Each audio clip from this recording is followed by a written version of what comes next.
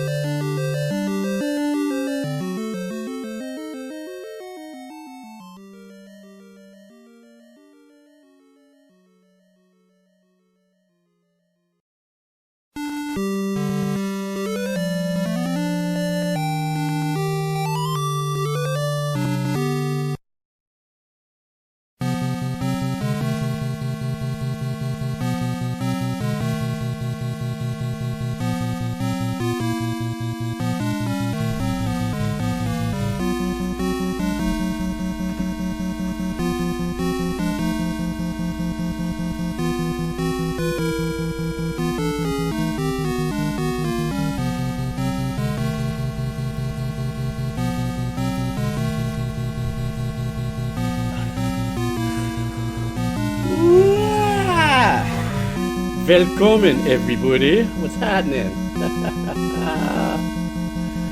How are ya? Hey. Wow, did I have a long day today? But it's a good morning to you. Good morning, Eric the Carol. Let's just say all the hellos right now. Eric, Kairu, how are you? Missed you on Monday. Hi, Patty Cakes. What's up? Zeno the Wise, how are you? Turnip Trader, how's it? All right. I'll say my alohas with you while I slug me some coffee. Incompanta Tentative. Hello, how you doing? The Guitar Assassin Jake, how are you? Let's see if I get everybody. Cycloid, how's it? Oh, even getting a couple of new subscriptions. Jake Sterix, thank you so much for resubbing. I appreciate that. Jean-Claude Van Diesel, how are you? Cross-face Buffalo Wing, how's it? And there's Jack Azaria. Robinson, how are you? Good to see you. Abba Geebz. Oh, I'm beginning to go into full Abba Geebz mode soon. I'll tell you about that in a little bit. I guess what I should do is get my headsets on.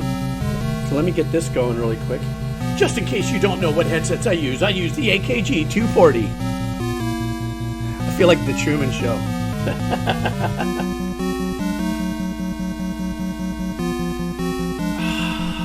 All right, so let me turn down this little 8-bit journey that I just put in the background.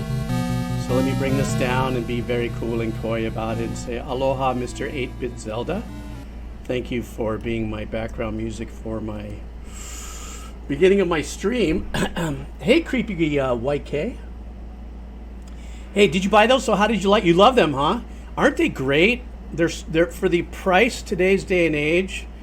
These are like really, I'm serious. These are industry standard cans that go back in the 70s, and they're so freaking durable.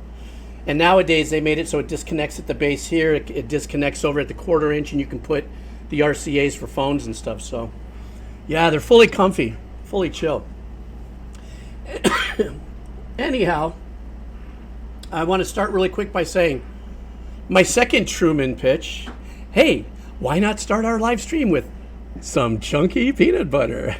Because you guys know I've kind of been on that kick. So I'll let my peanut butter going.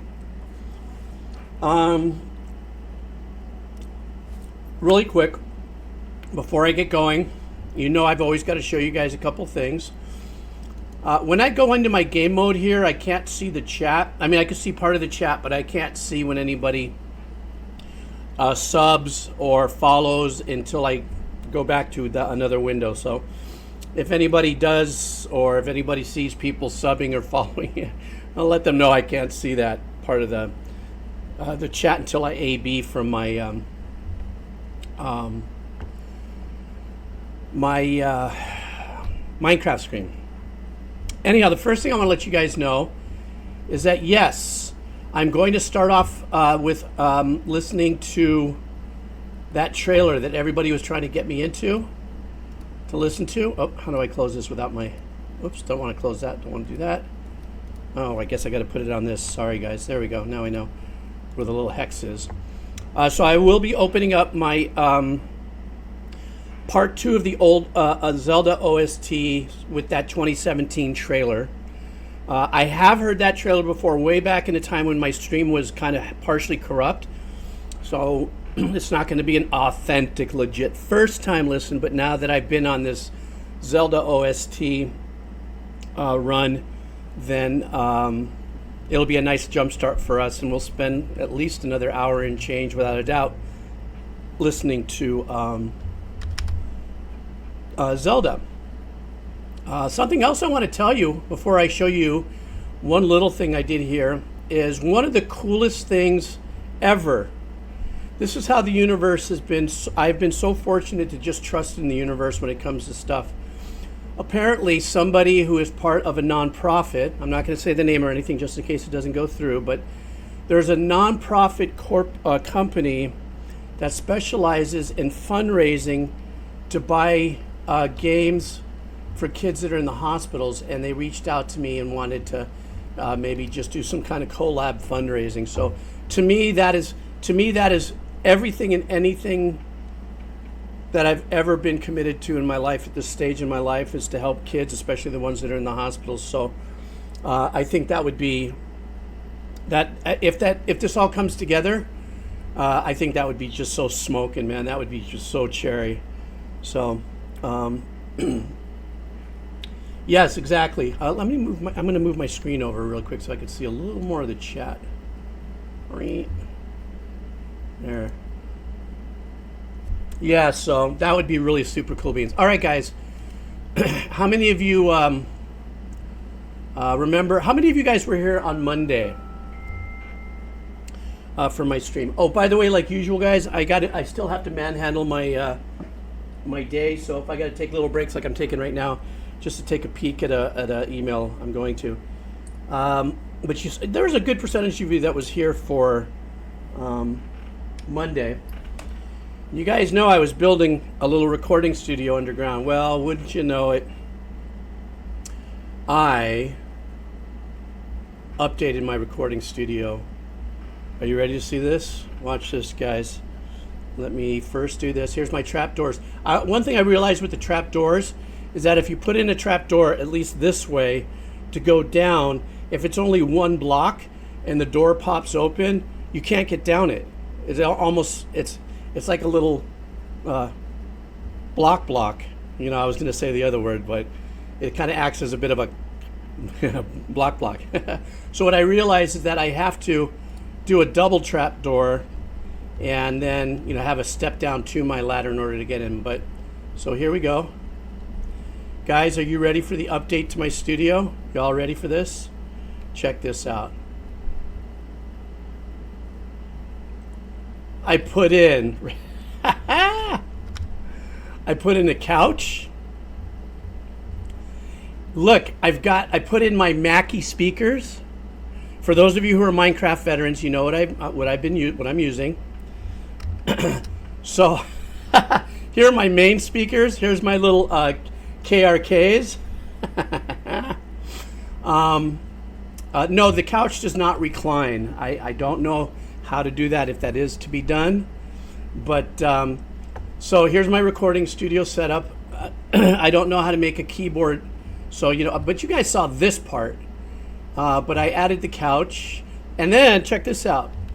I changed a little bit of the blocks to match, you know, more of the color continuity, you know, with the blue ice. And then look, I put in surround sound speakers. There they are. There's one right here.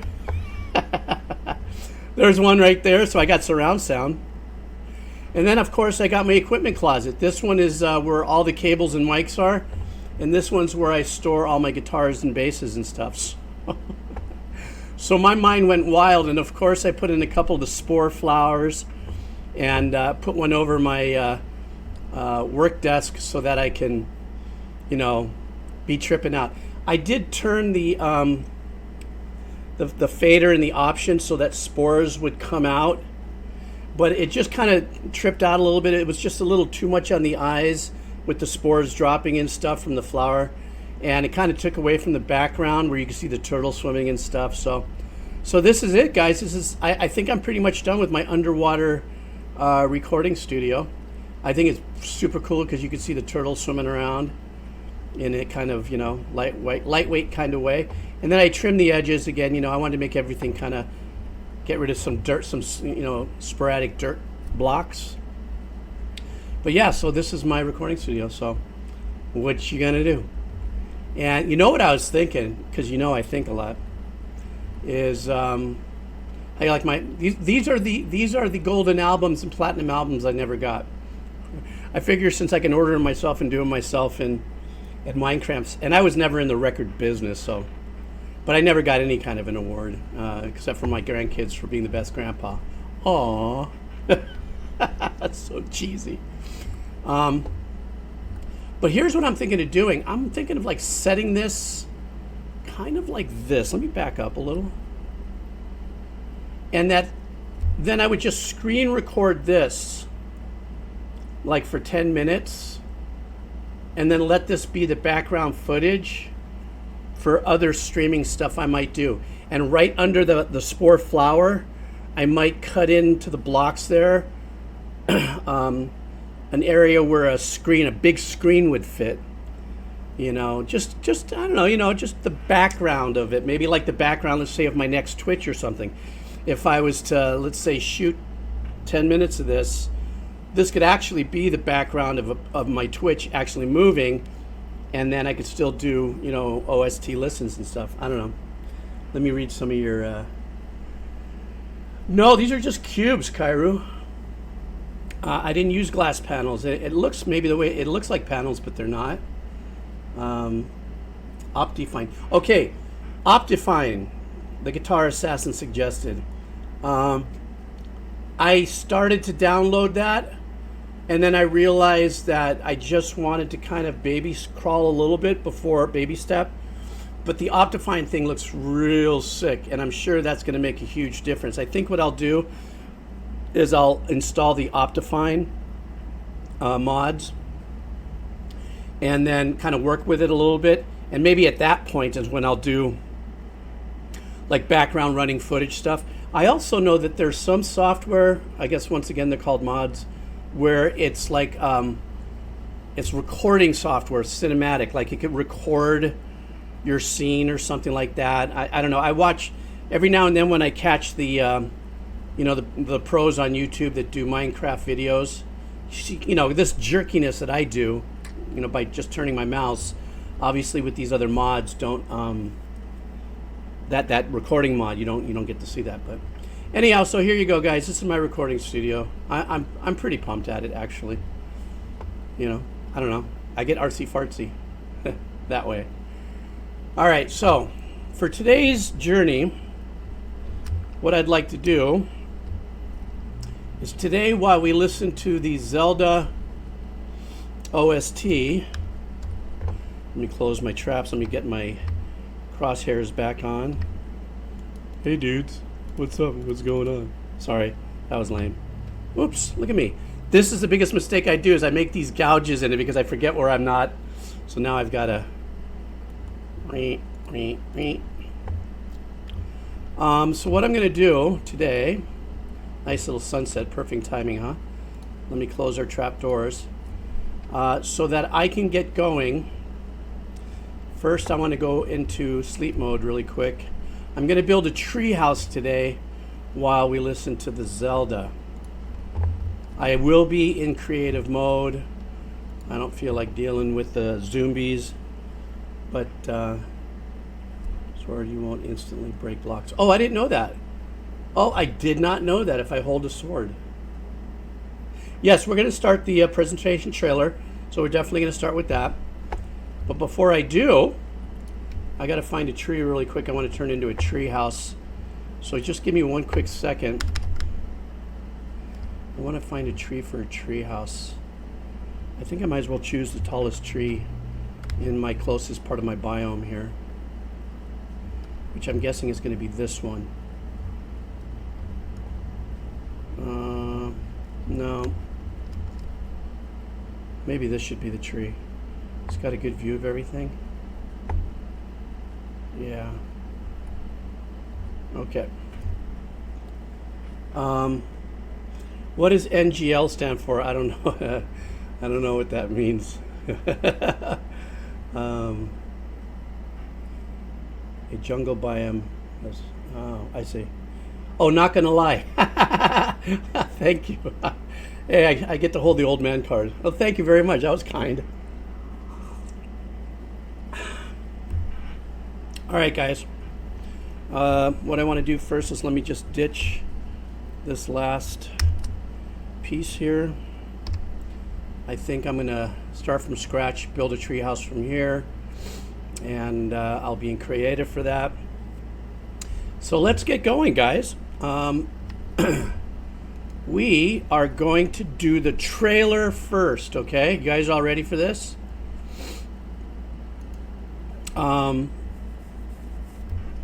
Hey, Skippy. 4 dark oak or jungle saplings and a 2x2 bone meal will get a massive tree. Oh, I had no idea. So you're saying put down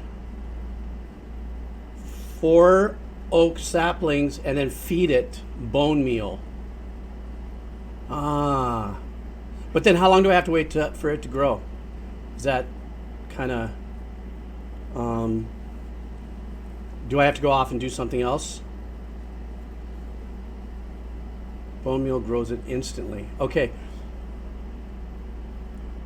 Okay, I tell you what, guys, wait, then let's be super patient, because once I start this music, I really want to be quiet and listen to the music, but I'm really interested in doing this, so help me do this first. So hang on for a second. Let me find a good place to do this then. Should I clear a little patch? Like start, like should I find a nice patch where I want it to be? And then plant the 4 oaks? Would that be the best? Like, I kind of like this zone. Should I just cut this tree down and flush it all out? Clear it? Okay. Stand by, guys. I'm going into a clear mental mode here. And so let me just clear this. And hey, in the meantime, while I'm doing this clearing bit here, because this will probably take a couple minutes, what's next up with games that are coming out this month? I'm just kind of curious. I was talking to somebody and he got into it. He goes, well, this month, so and so. So what's the big thing everybody's waiting on game-wise? Hey, Wolf Music, how are you? Oh, this... Oh, so... Oh, wow, Zelda. I guess I must be on the... Tears of Kingdom? Oh, Tears of Kingdom, is that the name of the new one coming out that everybody's waiting for from Zelda, huh? Oh, Star Wars, I hear, is going to be pretty big.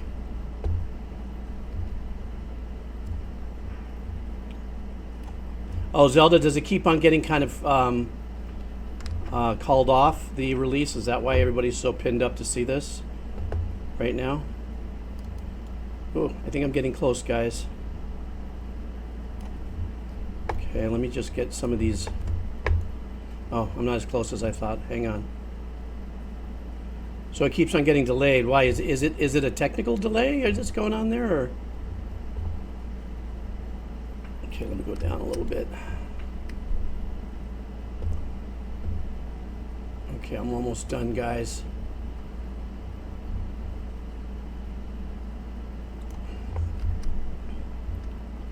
Is there a newest Zelda trailer? I think Ludwigson Holy Spade said there is a newest trailer. Oh. All right, then. Good, I tell you what. Here's what I'll... I was about to say, I'm going to throw a poll up to kill time while I'm still, like, trimming my tree here. I was going to put up a poll, say, which one should I do? The 2017 trailer, or should I do the one that everybody's all pumped about? Which one should I do, guys? Don't make us choose, please. I could do both. That won't hurt. All right, guys, here we go. I've cleared a patch for...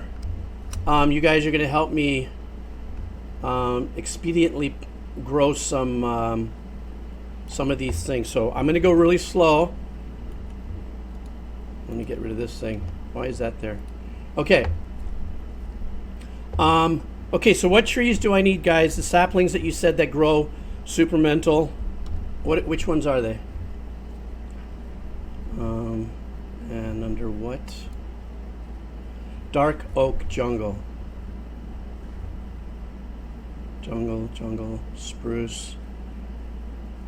Dark oak sapling. Okay. Now, now you guys say I need bone meal, right? I guess that's this. Okay. So now I got to put, should I put right next to each other the oak saplings? Boink, boink, boink, boink. Is that what I should be doing? Place the saplings in a 2x2 on the floor. Okay, let me make sure I got enough room for it to get ginormous. Okay. Like this. Okay, I did that. Okay, and now what do I do? Sprinkle bone meal on it? Do I put the bone meal like on top of it? On all 4 of them? It's right click. But do I do it on all 4 of them? Like on each block, one on each block? Until it works. How do I know when it works? Oh shit, that's how. Okay, I got it. Okay, I see. That thing just blew up in my face, man. I didn't get any in my eye, but geez, that was close. All right. Okay. Whoops. Then let me just fill this in and let's go listen to some music. Okay, stand by.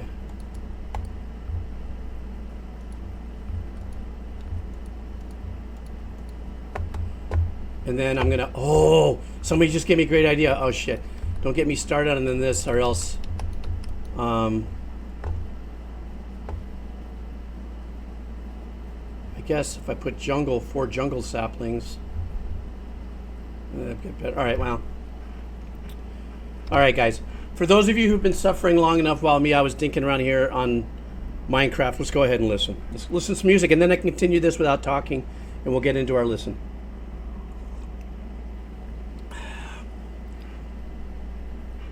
But wait a minute, you say the jungle one is huge. Didn't I just put dark jungle? Or is jungle another? Whoa. I don't know. I use dark. But so is regular jungle, will that also do the same? So in other words, how about this for a better question? If I do that same 4-block configuration with saplings and I throw bone meal on it, whether it be jungle or oak or whatever, do they all have that same effect? They'll blow up? I got it. Okay. Okay, super cool. Okay. Oh, this only works with dark and jungle. Oh. All right, cool. All right, guys. So here we go. I'm so sorry. I got stuck here. I had to get it out. I'm sorry. Oh, shit. A little hiccup burp thing. Let me do this. And for our first listen, we are going to do both trailers. So let's listen to the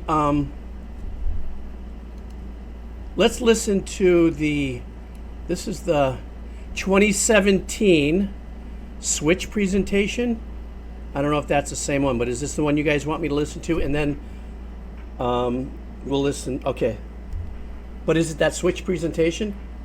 Here, look at this title. Tell me if this title... Oh, you probably can't see, especially if you're on a cell phone. Yeah, oh, I'll kick it into full screen. How about this? Is that the one? That I should... Yeah, it's the one. Okay. So this one, I am not going to play game. I will sit here with you. We'll check this one out. We'll check out the other theme or the other trailer.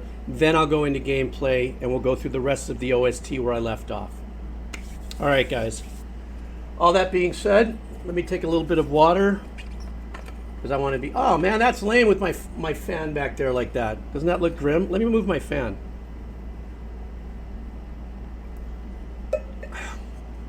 How do you like my stickers? These are my turtle cool bean stickers on my little flask. Nah, I tried the green screen thing, kept on frustrating me, and I'm a composer, but I didn't say I was a rich composer. So spending all this extra money, I just ordered I had to make a choice. And what I ended up doing is I ordered the Insta360 Link. You guys ever heard of that? It's, I guess, the new webcam, and that, because I plan on doing some very unique editing stuff, so that seemed to have been the best one. And so Heartbanger, what's up? And thank you so much for the sub. Hang on, this fan thing is bothering me. Give me a second. Now you can see my chicken legs as I walk back.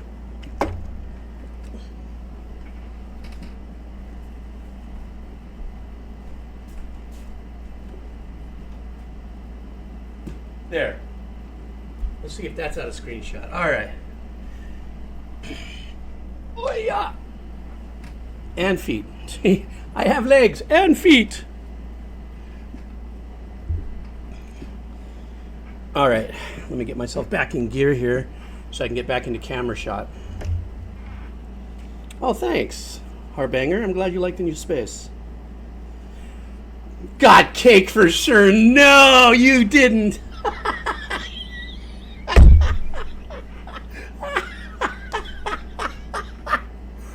Oh, shit, I'm embarrassed. That's mental. Hey, wait a second. You're going to give me an asthma attack. I'm dying. Hang on for a second.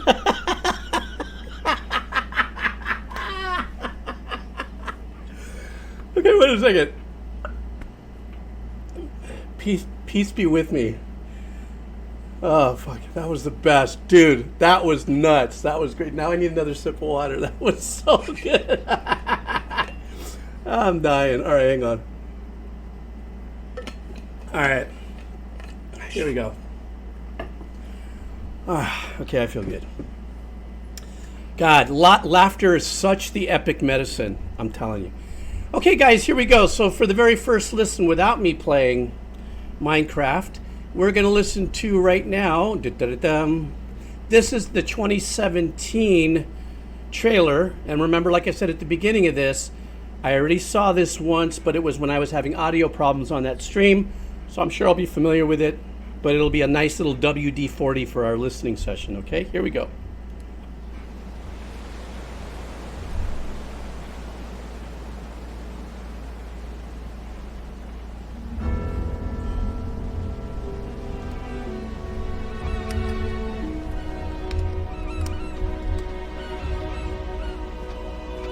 Looks like a golf course.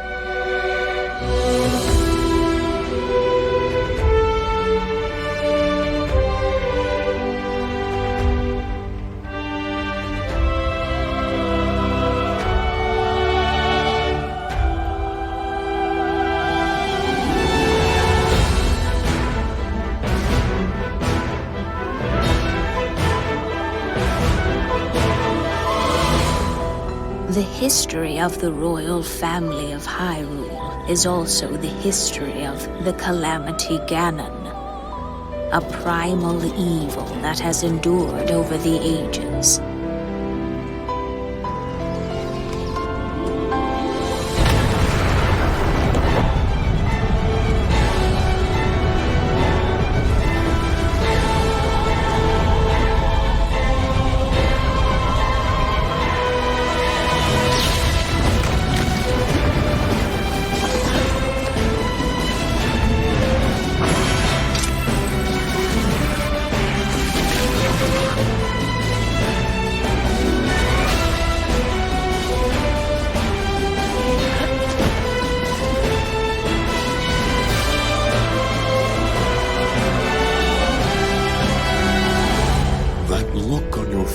Tells me that you have no recollection of me, however.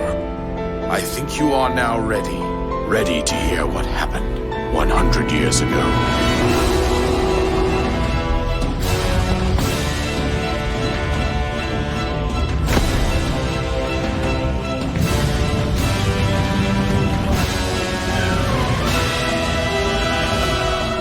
Everything I've done up until now, it was all for nothing.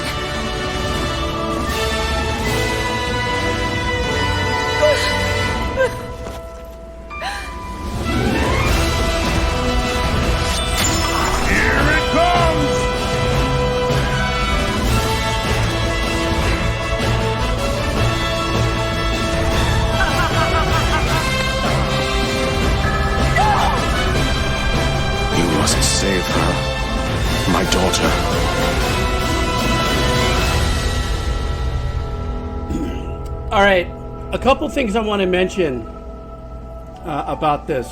Oh, sorry. I just threw the bones on the juju there by starting to talk. One of the things... Open your eyes.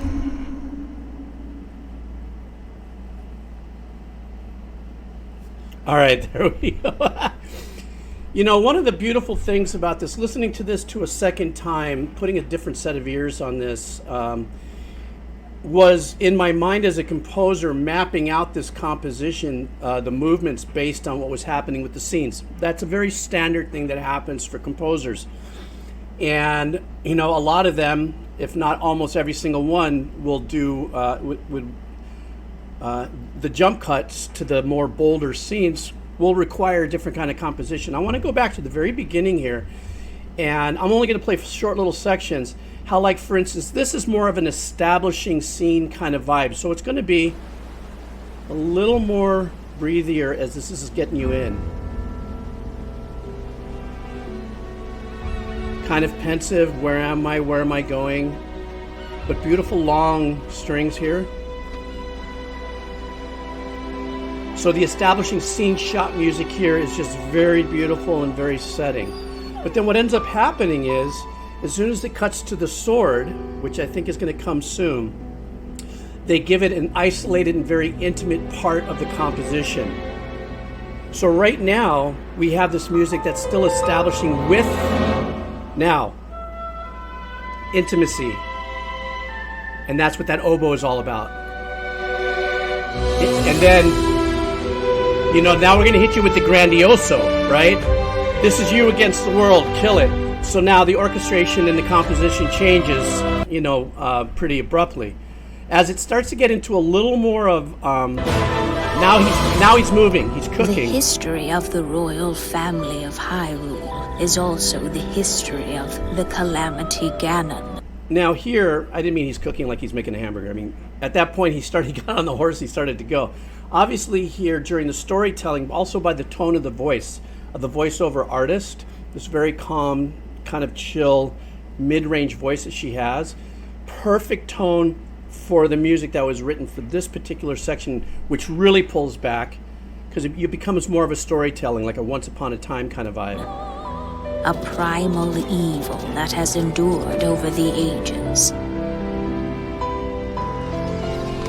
But then eventually it's going to step up and really give you the people's elbow once the darkness of, like, the journey is, we're set off on the journey and here's the way it looks and here's everything. But now as this trailer moved forward, once it started banging with the energy, so did the music. So let me zip forward to a little more of a banger, which would be like this area.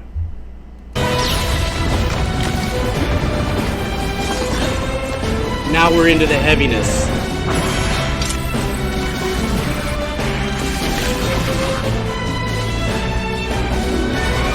Now, but what you're going to see is that even though they've established a real heaviness on this, they change, or the composer changes the heaviness into some darkness, still having the agitation and the anxiety.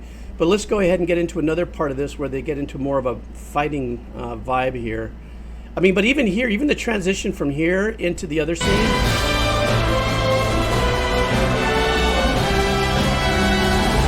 That look on your face tells me that you have They open no it up again for the recollection narrative. of me, however. I think you are now ready to hear what Now they're going to hit you again with more 100 power. years ago.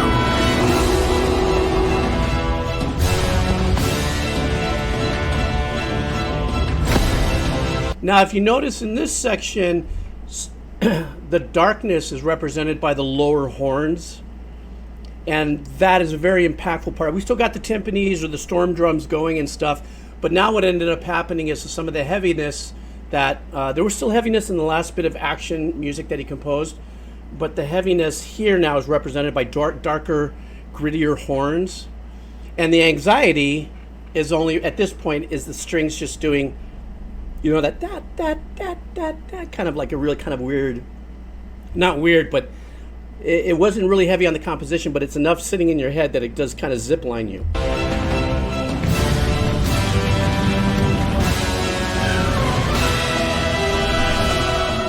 Everything I've done up until now, it was all for nothing.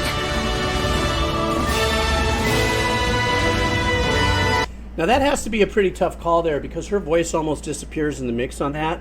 And I'm sure that it depends on what you're listening to. I'm listening to my headsets, but if you're listening to it on smaller speakers and stuff, depending on the tone levels that your speakers can present, you know, that's the tough thing about that really soft voice that she had when it broke into the narrative, and there was still that pounding. Should have been a little drop in the mix there, but who am I, right?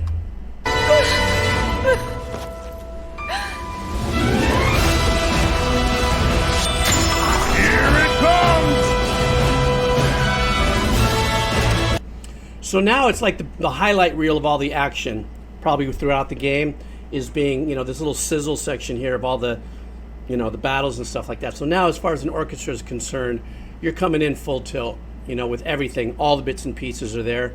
And I want to see something here. Let me move up to here, just at this last section here.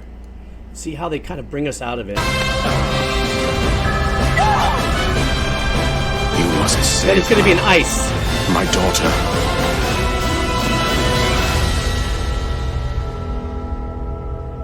I call this an ice ending because this right here kind of lets it sizzle out a little bit. And then it caught me off guard again, obviously, because this came back. Open your eyes.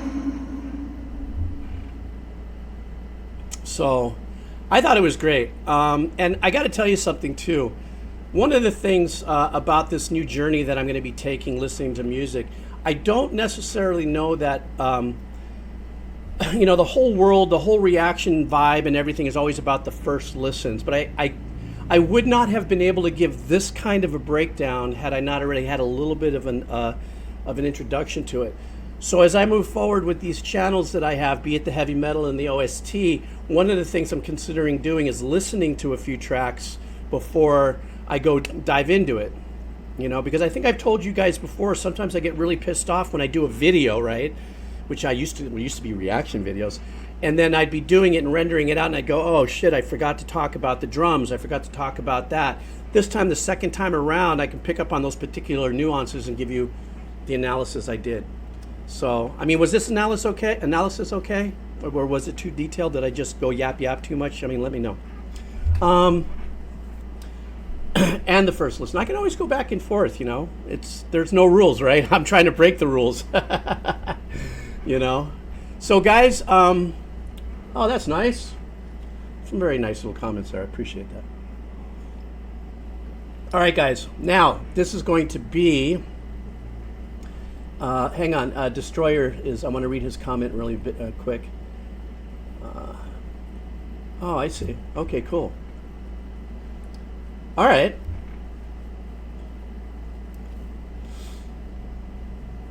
No, you're right. Also, Al-Kadex, you're right about that as well. You know, the one thing is I really do read the comments and stuff, and there's all these little cherry-picked little diamonds that everybody drops a little idea, and I just kind of scoop it together and try to formulate. Because I'm not a professional content creator, meaning like that's not the focus.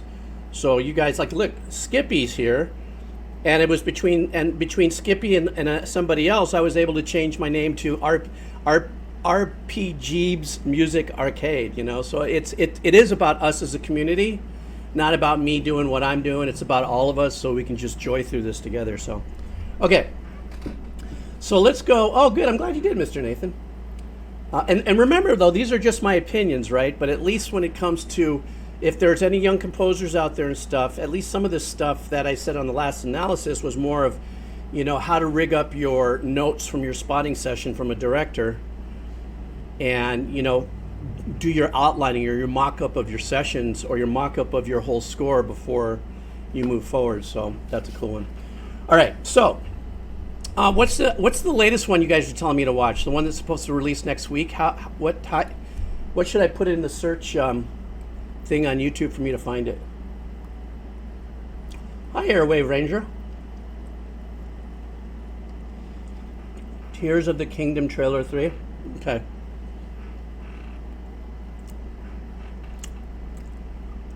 Hang on, I'm on a peanut butter sticky rooftop of my mouth thing. All right. Tears of the Kingdom trailer 3.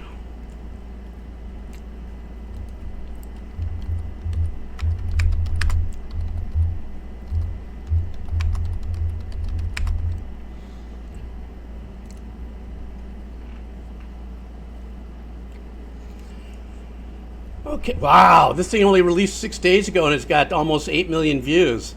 Too bad I'm not a reactor anymore. I would take advantage of that and do my react. I'd much rather have you guys here with me. I love this. Okay, so here we go. Hype? Is everybody hype? I saw hype. Is everybody hyping? Is everybody hyping? Anybody gonna hype train me? Brown chicken, brown cow. I'm totally kidding. Let's do this, guys. This is The Legend of Zelda, Tears of the Kingdom. Freaking peanut butter. Hang on. Oh. Jeez. Uh-oh, the guitar assassin's walking around his room. He's just all pumped. What the heck am I going to say? Eric the Carrot totally got sped up on that. Okay, here we go. No more peanut butter in my mouth. Coffee, water, I'm rigged. Here we go, guys. This is The Legend of Zelda, Tears of the Kingdom official trailer. All right.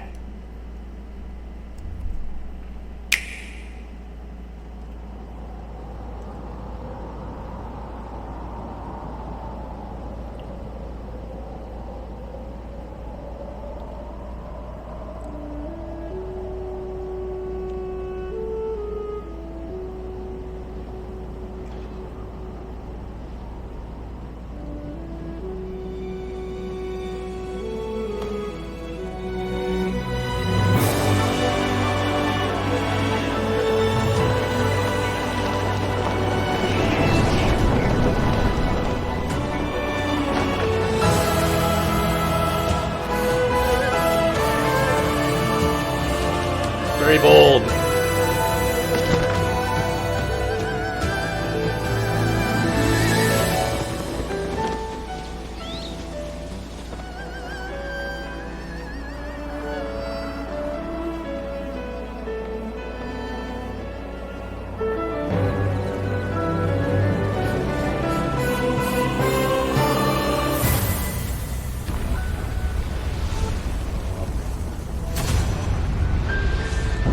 Wow, that was a trip. That was great use.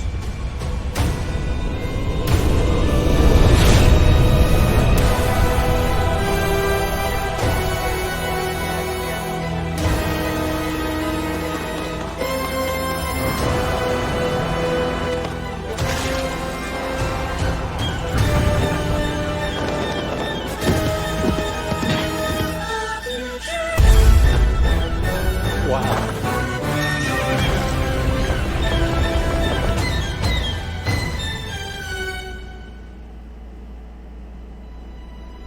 Zelda,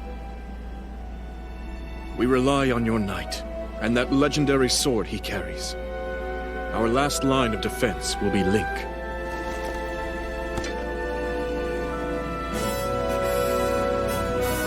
Link.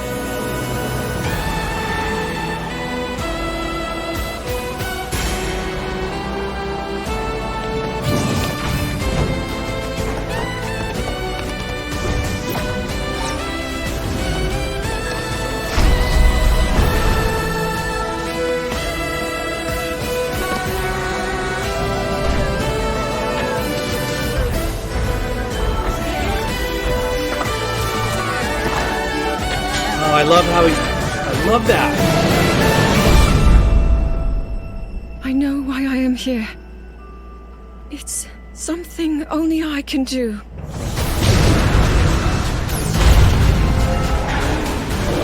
Do not look away.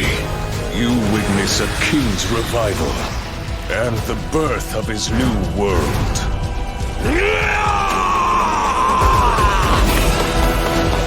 Okay, let's go!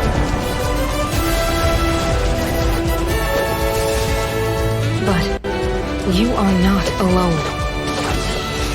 Link. You are our final hope.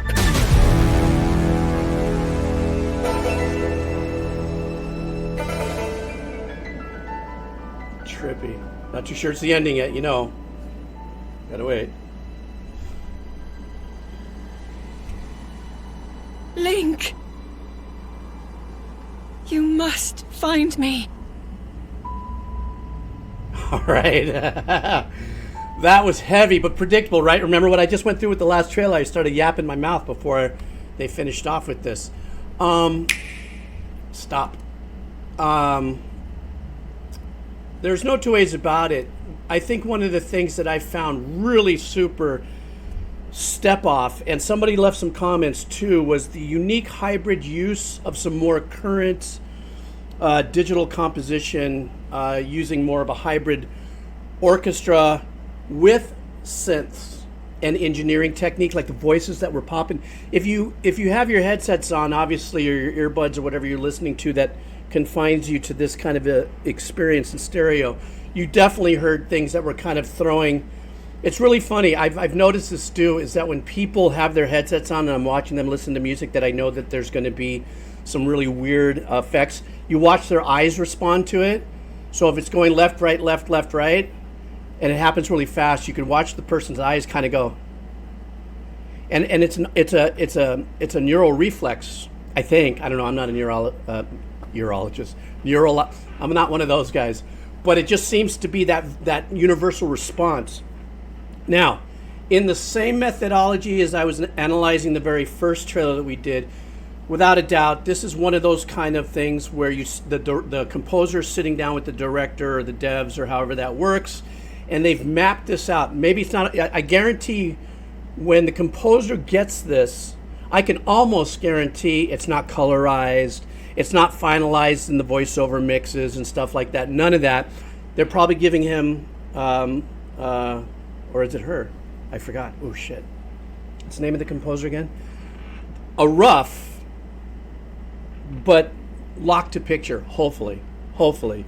Something like this, you definitely are hoping to God that you have locked to picture, which happens to composers where they get a piece of work and you're working on a video game or a movie or something, everything's great, and then they realize they had to cut this and cut that, throws all your edits off, you know, so you always have to be open for that little bit of a Heimlich maneuver.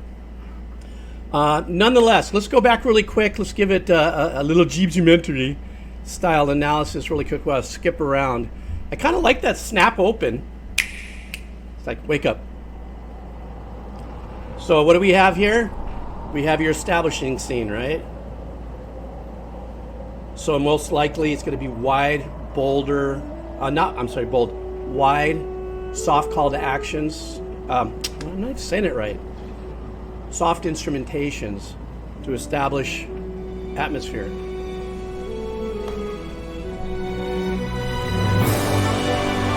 Now it changed up quicker than the other one because now our hero's in, right? But it's still just very beautiful, bold, melodic. The hero's coming into action. And here he is.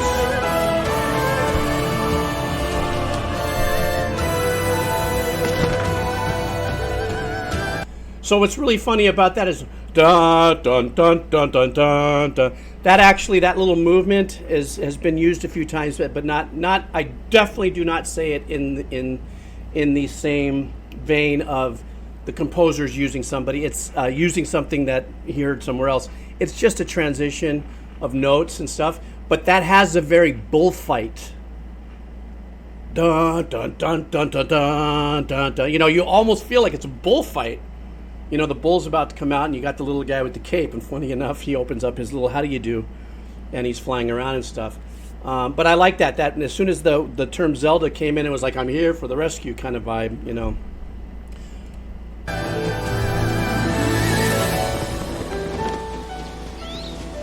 Another establishing scene, pull back. What a great voice there, huh? Or it could be a Vocaloid, but... building us back into some kind of heaviness. Jump.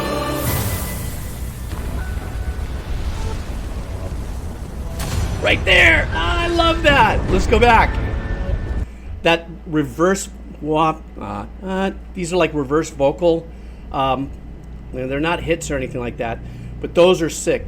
Those are really great to me, you know, because the first trailer was very full, bold, orchestral work, and I didn't hear, if any, synth implement or modern day module implemented musicality. In this case, they really, not only do they use it, but they really use it in a very unique way. Like, for instance, this world, whatever we're looking at, has that kind of void, vortex, portal kind of vibe, like you're punching through something. So that's the way I see it. As an old guy that doesn't know anything about the game, I just see it that way. And the composer's use of that womp, womp, womp with the vocals really hits hard there. Let me take it back.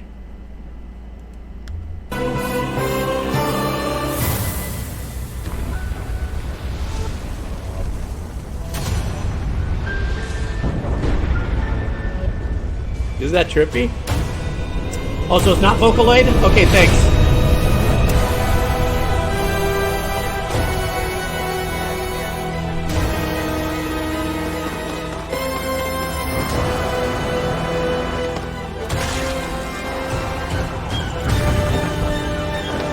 So right then and there, they're using your typical darkness bottom end with the horns, you know. But the higher stuff that's happening, you know, with it could be, I don't know, it's not a xylophone, but a mallet instrument along with the string. Anything that you hear with that, you know, a staccato kind of vibe, kind of a spiccato kind of vibe, fast, fast, fast, causes that anxiety. If those pieces were not in there and it was just you'd still feel the heaviness, but not the anxiety of the movement that's matched in the video game. So let's go to another section here. I think this was, yeah, we're still in the same storyline. Now we're chilling out for some kind of narrative, I think. Zelda, we rely on your knight and that legendary sword he carries. Our last line of defense will be Link.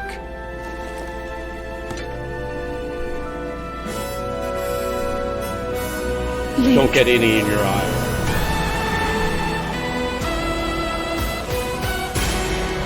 So that little transition between what he said and, like, apparently in this part is where she is, I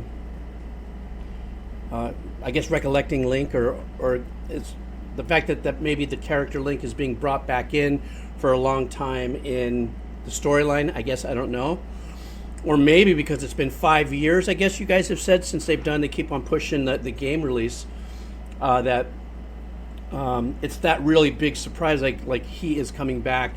This is going to be the joining, you know, moment between both characters. Let's go into another section here. Here's where it really starts to start banging.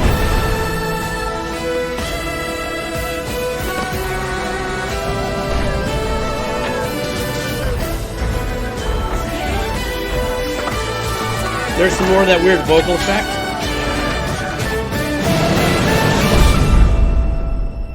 I know why I am here. It's something only I can do.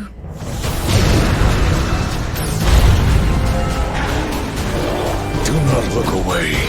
You witness a king's revival and the birth of his...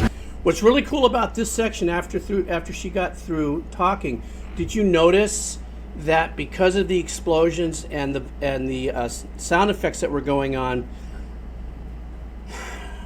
without having to compete with that too much, but still support it, it was just the giant storm drums and really the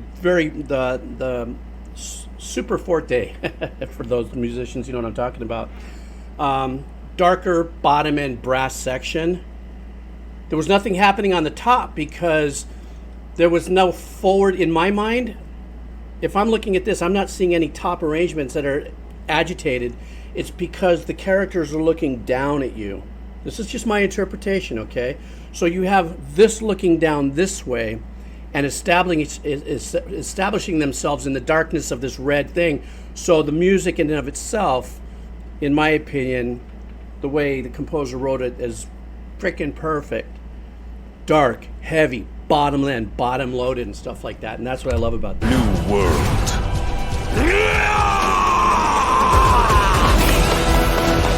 Okay, let's go!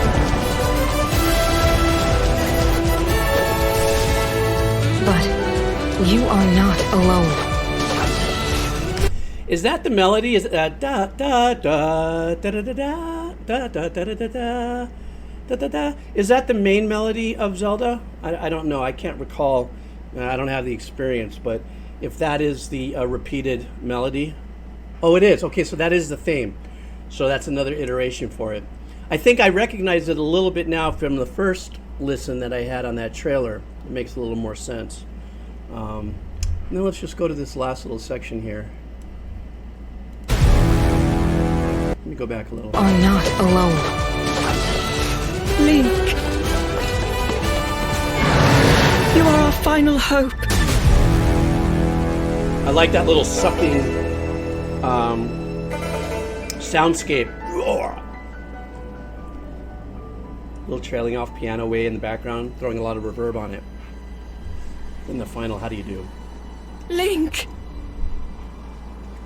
You must find me. There it is. Well, you guys must be so absolutely pumped for this to come out. For those of you who are Zelda fans, you guys must be just over the moon. Now, before I move on to doing some Minecraft and listening to the rest of that OST, I've heard, and I just saw a recent, some gaming channel guy who had a bazooka amount of subscribers was kind of waylaying on the fact that you can never trust the trailer or the screenshots or the thumbnails or the artwork of promotional spins or sizzle reels of products coming up as far as the relatable authenticity. So in other words, and I don't know this, so I'm not saying that I know, I'm asking you guys, when I watch a trailer like this, in my mind, I'm expecting that the game is going to play like that.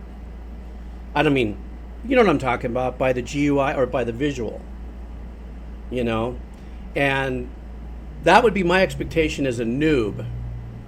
And I don't know, does that happen often, or is that kind of a little bit of the middle of the road where they bang out these trailers and then it's not quite what it looks like or something? Anything like that?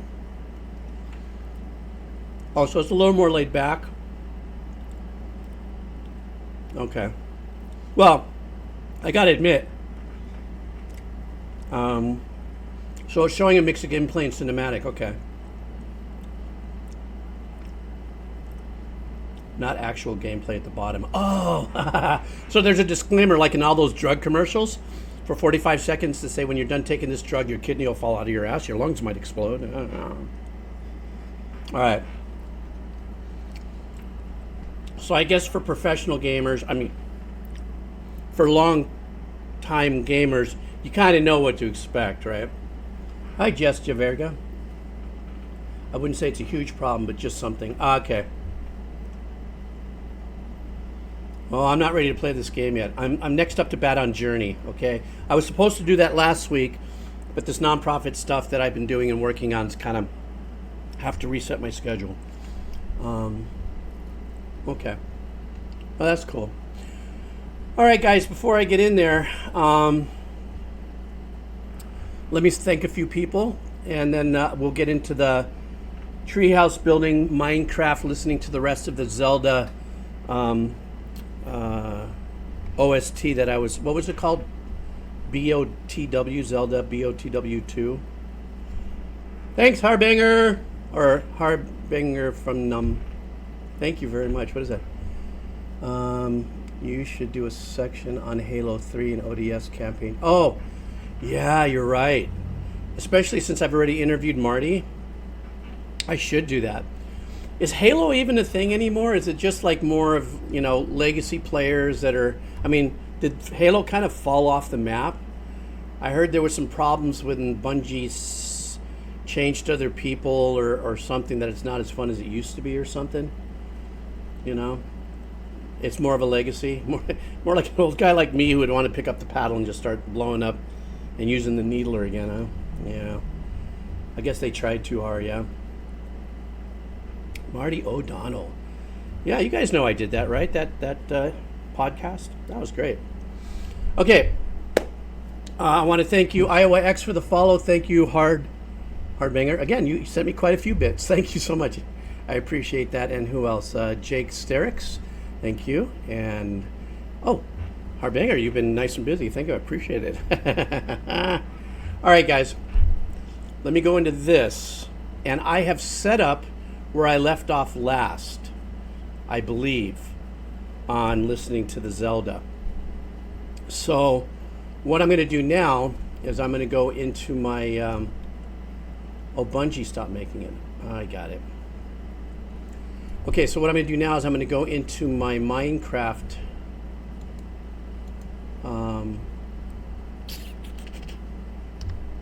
I ordered another monitor, guys, so eventually I'll be able to like not have to do this flippity floppity stuff. But there we go. So now we're going to go into picking up where I left off. This is like part 2 from Monday's journey of listening to Zelda's what's it called? Something of the world of the wild, beneath of the wild.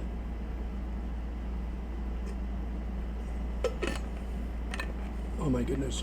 End of an era, yeah. 2 monitors. When I had a regular recording studio, I had a couple monitors, but yes, this will be a nice little cool down from the epic trailers, isn't it? Okay, let me get this going. I need to start this. Last time I did this, it went to black on my player, so hang on. All right, guys, let's just do this. This is where I've left off from the Breath of the Wild from the last session. Here we go. All right.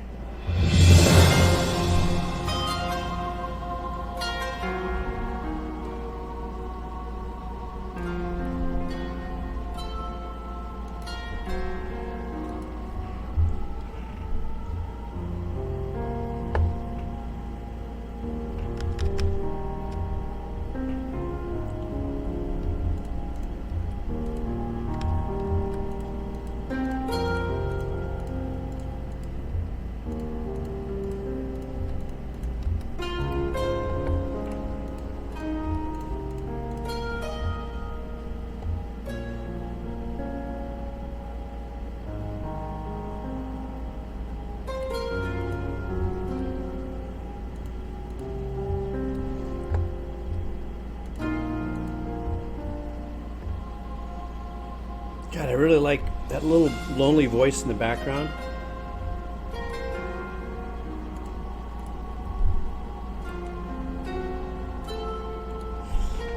A little bit of a Middle Eastern vibe there.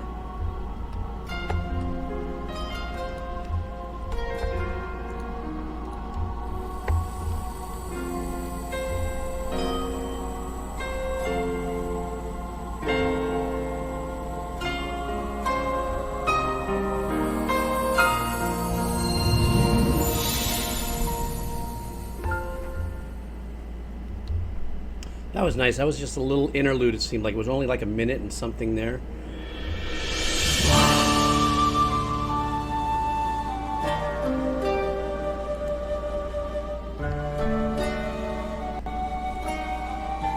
This has that Middle Eastern kind of influence. Is that the part of the game where something of that nature? Is this like a desert or something, or of that, or an oasis kind of vibe?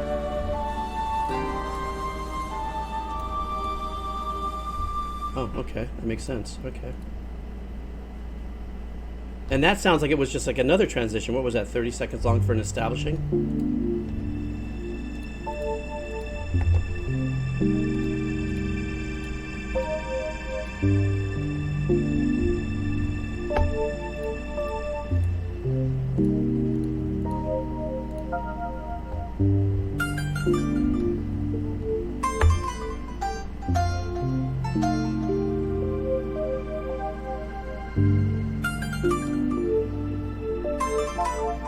Kind of trippy. I don't know what to make of this instrument here as far as its melodic importance.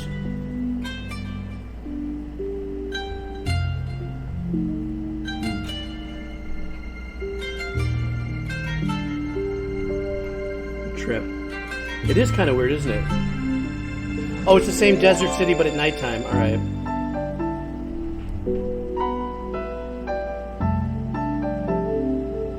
Now that kind of feel like it brought into more of a Middle Asia kind of vibe.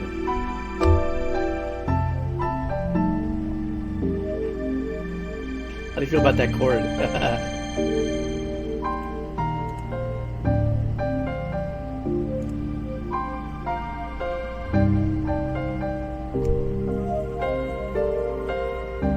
Doesn't that give you a little bit of a Middle Asia kind of vibe? It'll circle back? Okay. But more like I want to say like a psychedelic acid jazz vibey, like Frank Zappa early-ish kind of.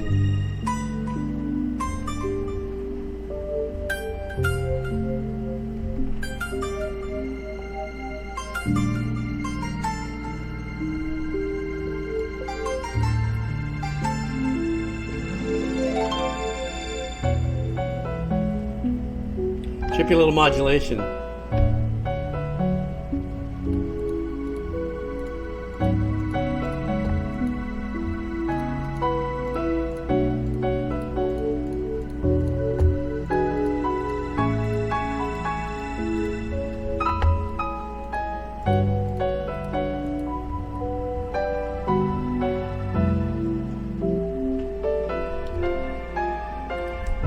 That was weird. A little trippy, a little uncomfortable, isn't that? That weird little step that he took there.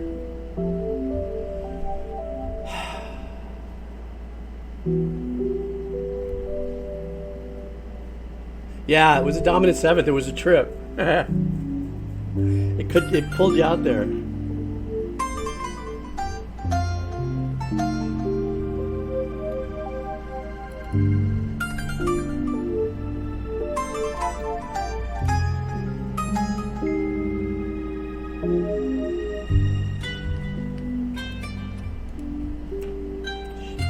Forgot about these slabs.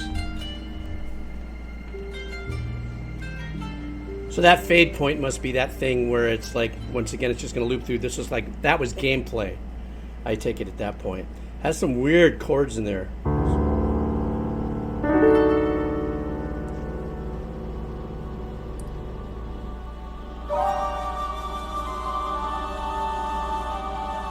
A little dissonance in the vocals.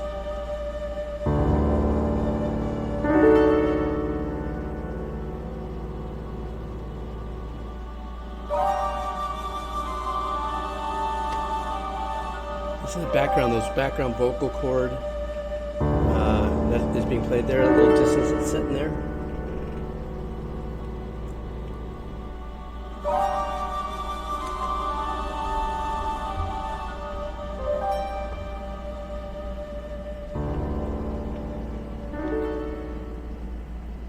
That was a trip, so that must have been like another establishing scene. Uh-oh. Let's get down.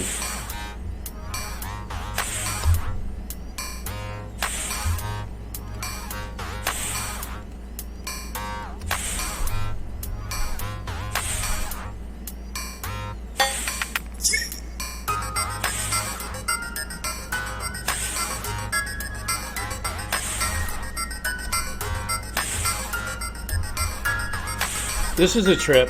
What's happening in the game here?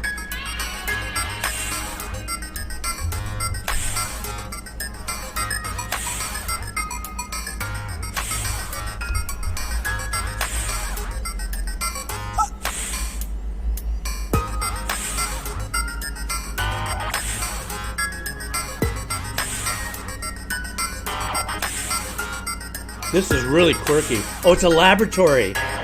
Okay. Makes perfect sense.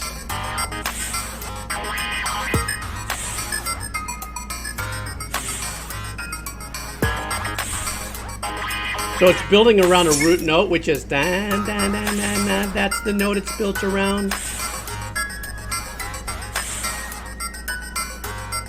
Like the little piano melody.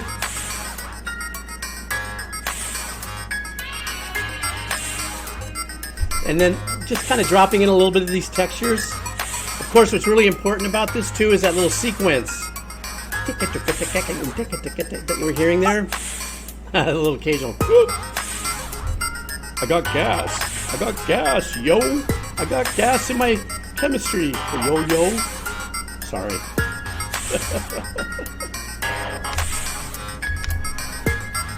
Yeah, it's kind of like a drone base. Exactly.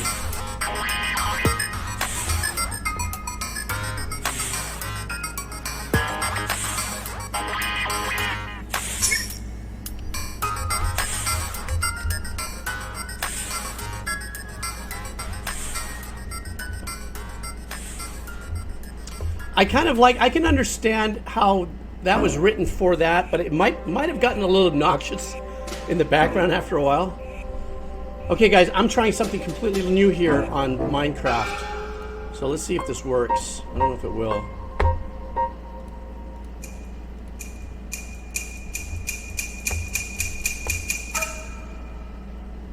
Trippy.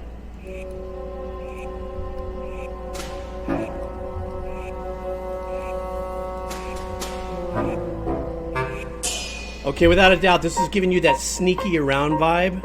Like kind of peeking, kind of lurking. But that right there kind of pulls that, there it is, that Japanese influence.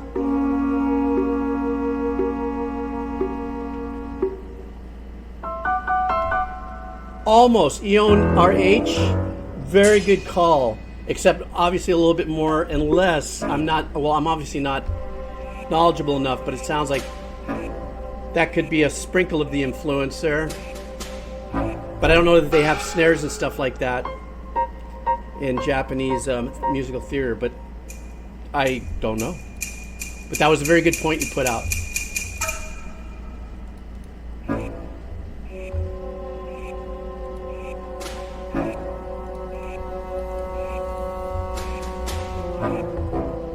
So sneaky. Is this a sneaky? It's main base of the evil ninja. Ah, okay. That whole little section right there is so Japanese musical theater.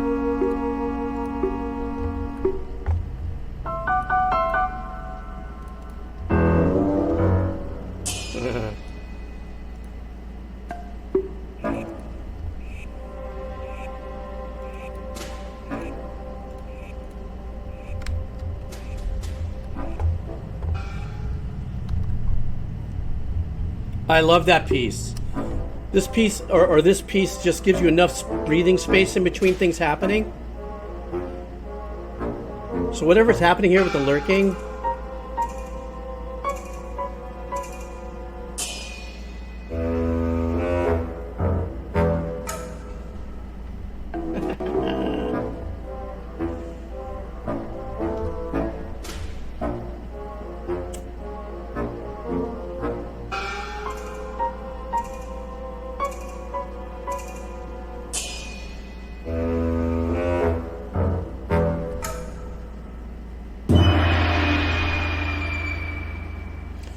but you know what's really unique to me about this is that these little accents and stuff, I just wonder if they're timed parts of the game. I guess I'd have to see it. Oh.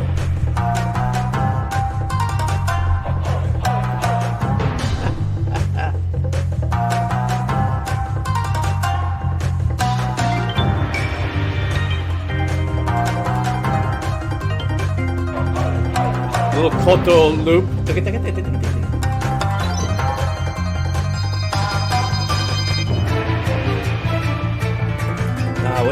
God, this is great composition.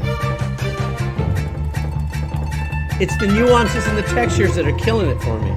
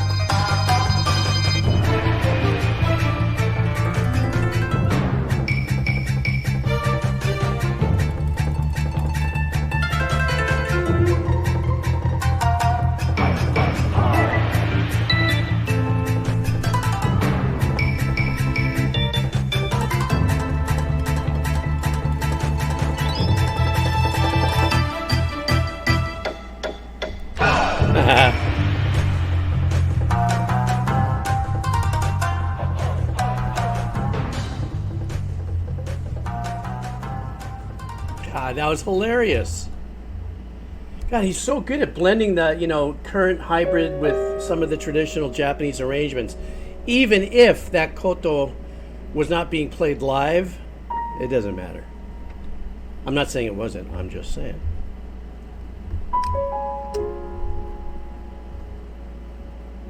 Okay, I'm gonna box myself in here by accident.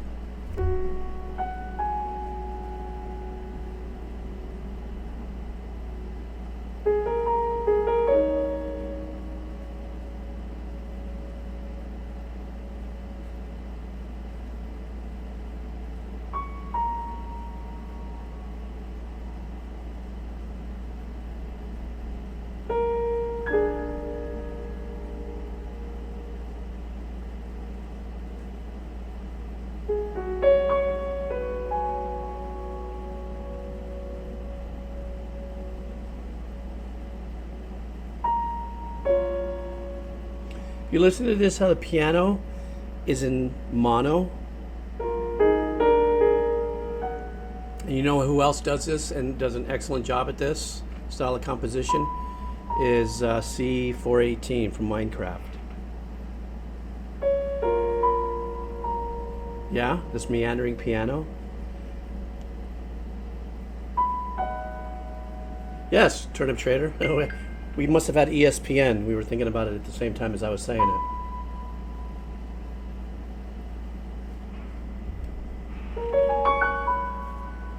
Except the piano isn't as softly muted.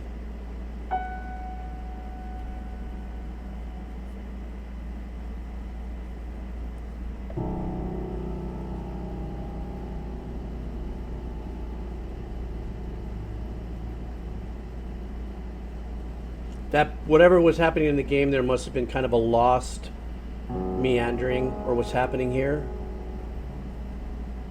Maybe kind of in a state of confusion or going through darkness.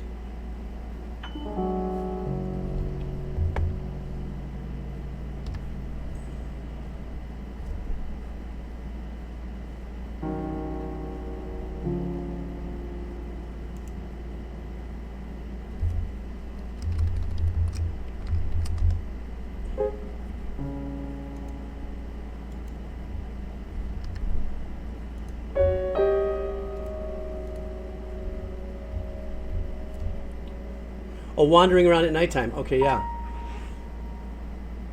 So it is nighttime. Yeah, it makes sense. Because you know what? In between the notes leaves you space for spookiness. But I don't know if the scene in this is dark, cloudy skies or if it's got stars. You know, so maybe in the visual there's a sense of like wandering a universe. Because it doesn't have that darker part of its notes that are being used. There's a sense of hope, maybe finding your way through. More like moonlit fields. Okay. Yeah, that makes sense.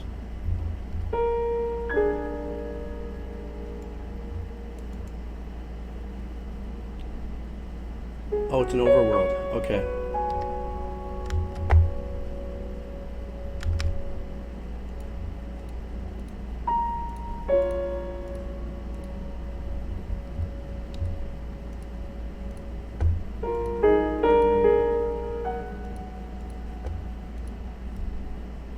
But I love that it's mono.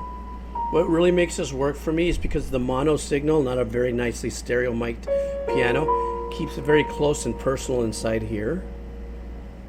And that's a decision that the composer makes.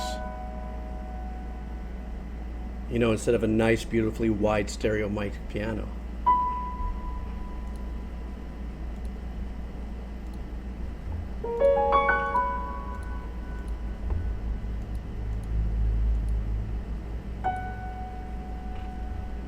As the sun goes down.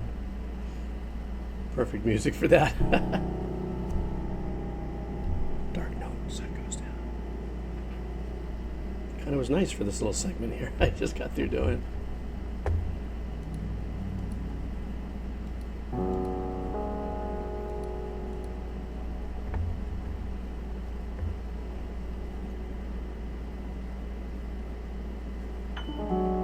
This is a long piece.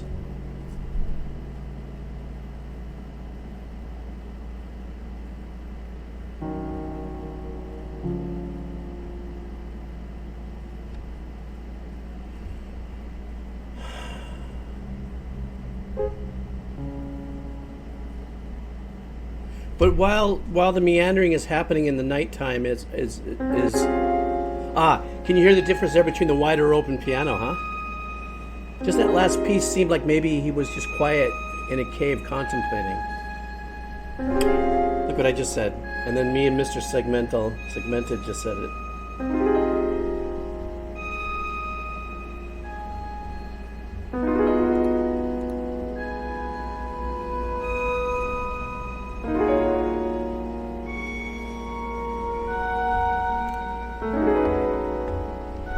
Yeah, I'm going to listen to the new Minecraft. You were just saying, somebody just mentioned the Legends game. I've got to get into that.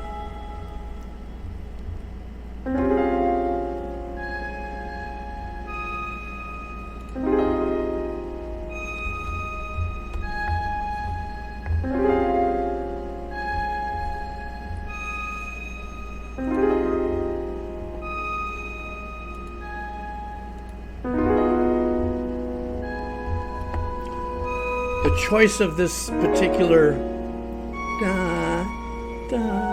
that right there, very unique. It's not very comforting, but the beautiful light instrumentation that he's got on this side is kind of like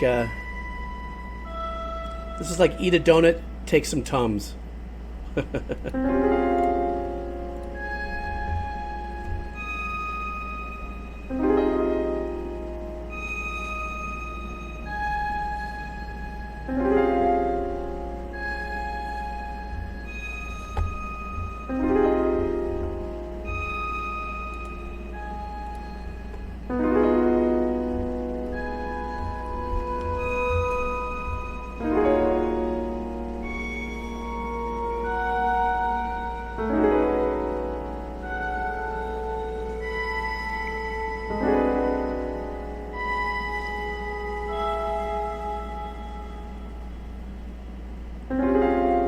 Tonally, it's a battle, kind of offsetting a little bit.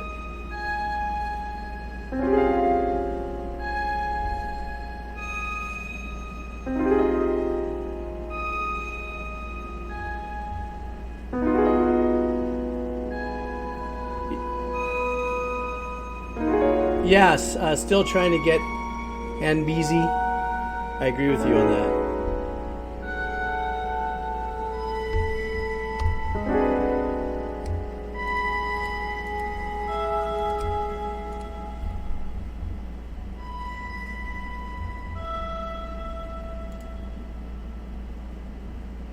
Very trippy.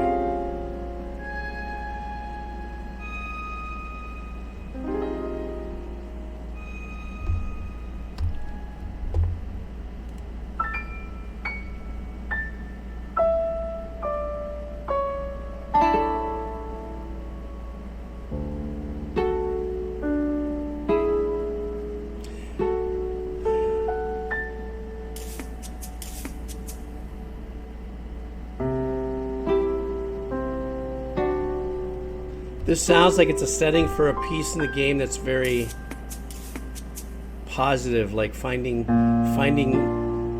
something unique and cool is what this kind of feels like. Something of that nature. Finding Nemo. But doesn't it have that? Kind of like the uncovering and finding something, you know, whether it has a kind of a emotional value or something to it, like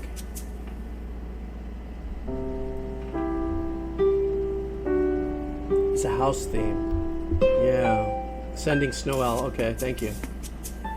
That's what it feels like. You know, I'm only relaying off of my emotion from listening to the music, you know, and whatever skills I might kind of casually have as a composer. I like the infusion of the guitar also very lightly.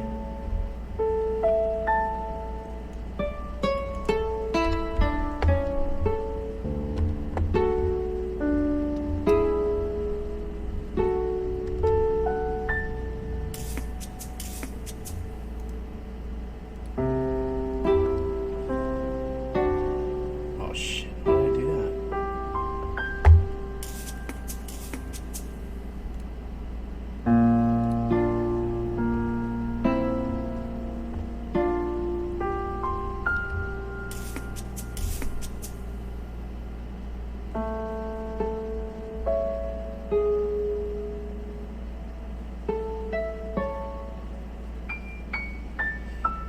Patty cakes. There's something to that. I think. Even though I don't know the game, I kind of putting that together.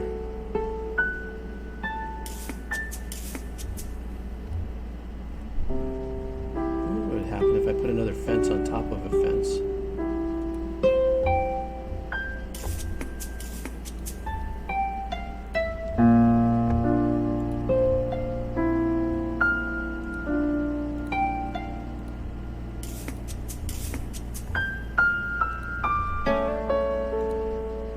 Nice, the way he resolved that chord change right there. Very nice.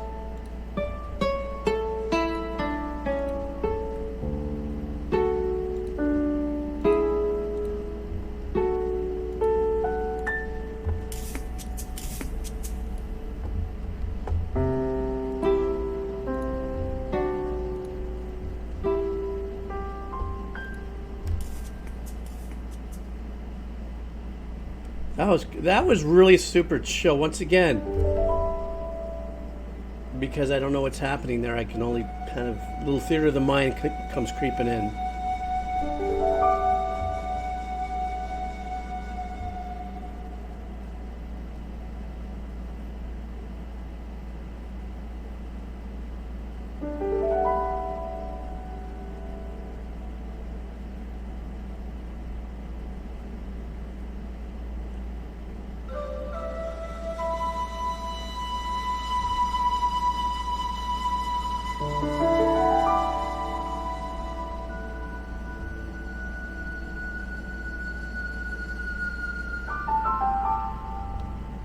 You know, the one thing about these pieces of music, and then I notice how you guys are responding to this, just really peaceful, blissful, ambient, ethereal, you know, and a lot of the power in this kind of arrangement is the space between the notes. That's an old saying that's been around forever in the music industry. It's the space or the quiet between the notes that sometimes make the piece, even though I just spoke over the whole thing.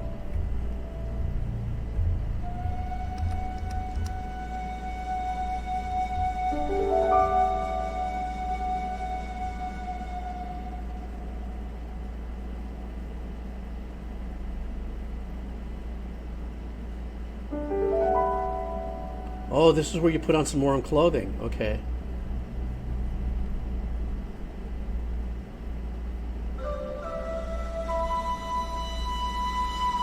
The Geebz between the notes.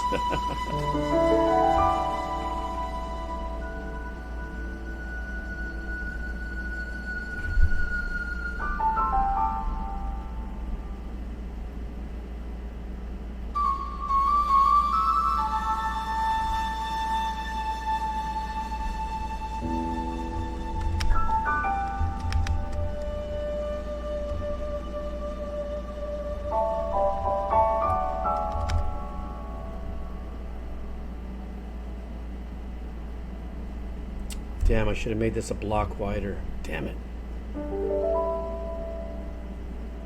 It's okay.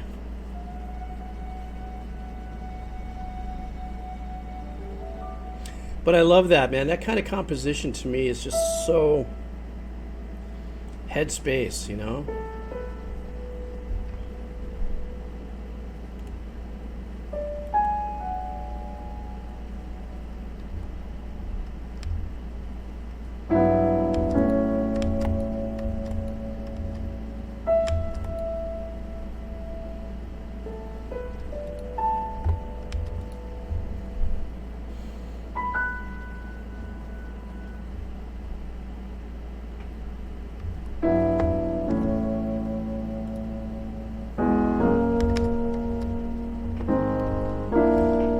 That little progression, that little...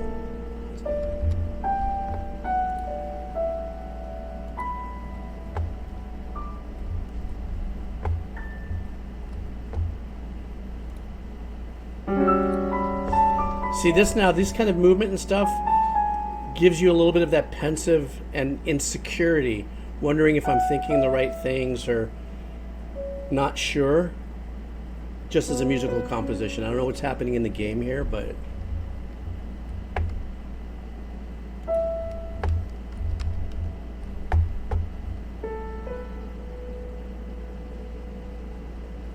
Yes. Yeah, without a doubt. I think to a subpar umpire, I think you're right. This is so Debussy. I don't know if I like what's going on with my treehouse here.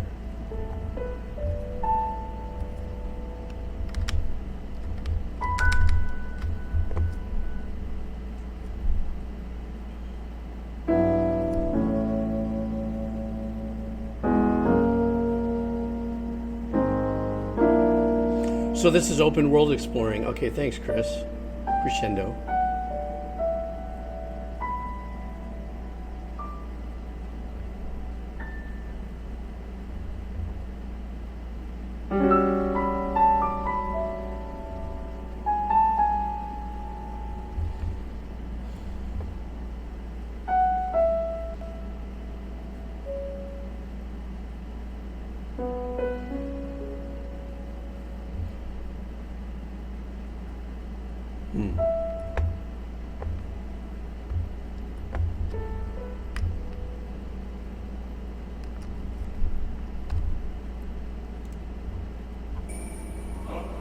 That was a trippy piece again, another pensive.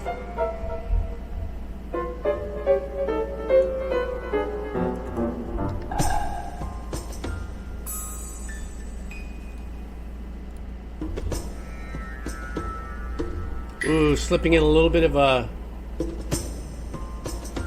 Eastern style. There it is. That's a trip.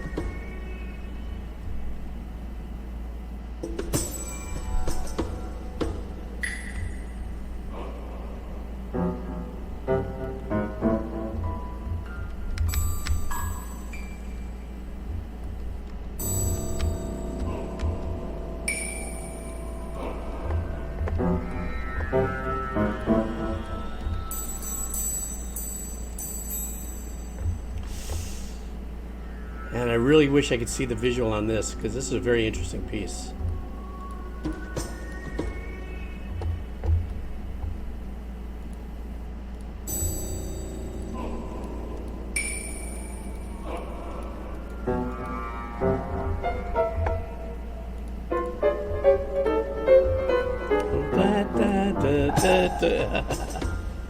That was good. This is kind of like to me, this particular style of composition is more like being slightly rascally, you know, especially those kind of not too sure, but not in a very light-hearted way.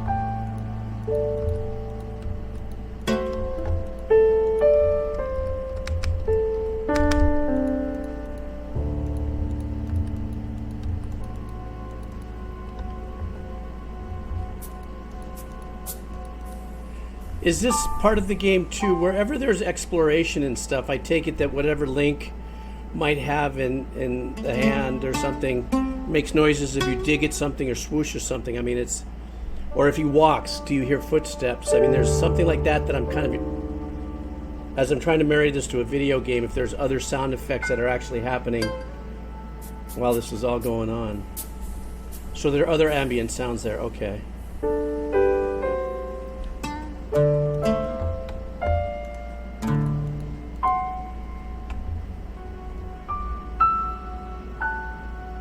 Oh, so there's a ton of design going. See, that's one of the things about this journey when I do listen to music. Ah, you see? Little bats flaming around, fluttering around and stuff. Okay, now I get it.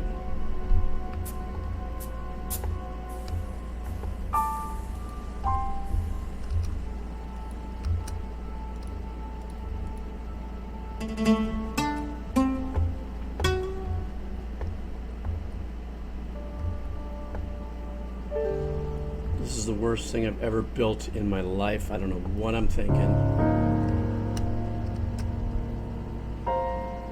This is so bad I might have to blow it up, guys.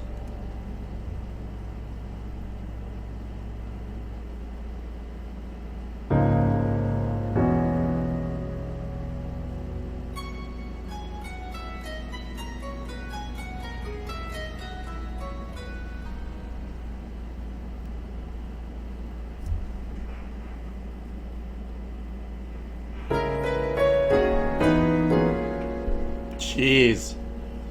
We're stepping into kind of some jazzing, full progressive jazz fusion chord changes there.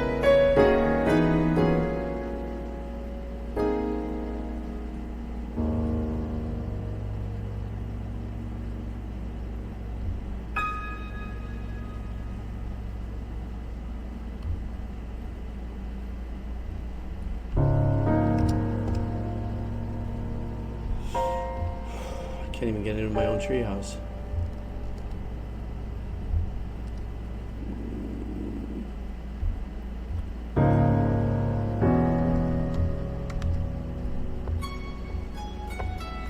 I made myself a treehouse jail by accident. Ugh. I don't know. I was just trying to be artsy fartsy here.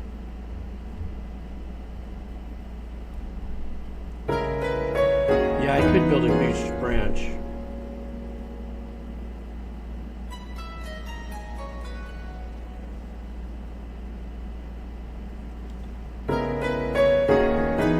Gazebo oriented, you're right.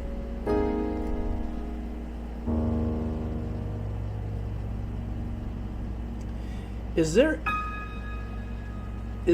any game out there, as far as you guys know, that has this type of approach in music composition? Because I'm finding myself to be once again lulled into, you know, a theater of the mind experience with listening to this music.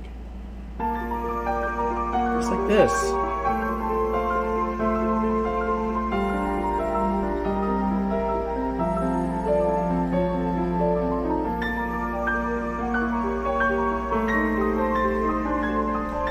Ooh, this has, there's some classical callback.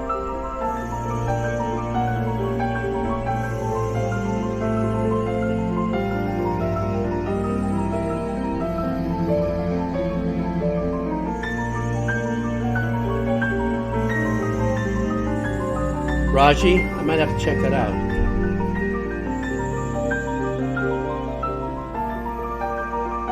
Total Tchaikovsky.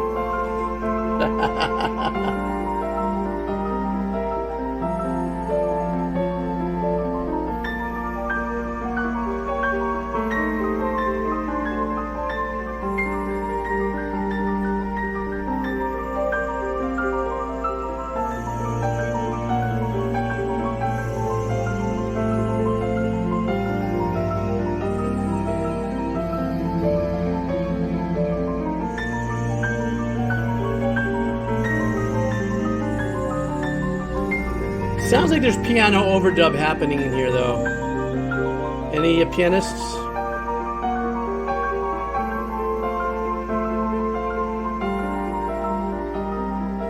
God, I don't know.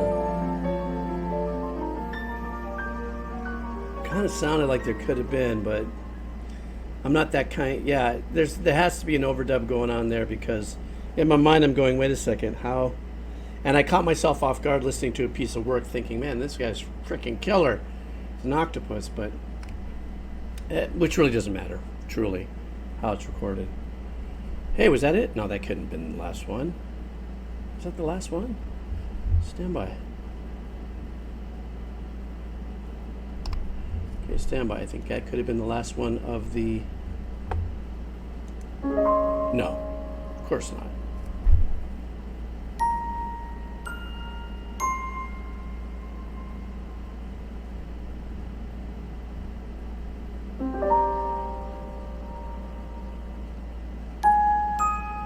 Oh, I see. I was wondering if I was still watching. Got it. Yes, I am now. I guess since I clicked it. We go.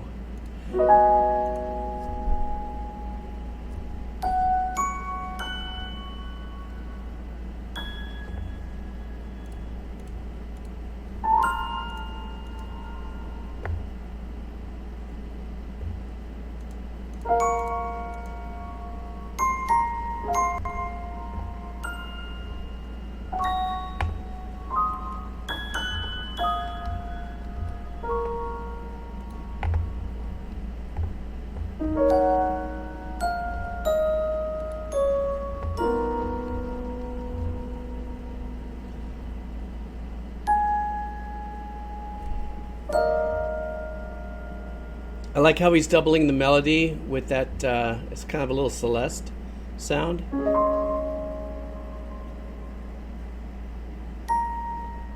Right there.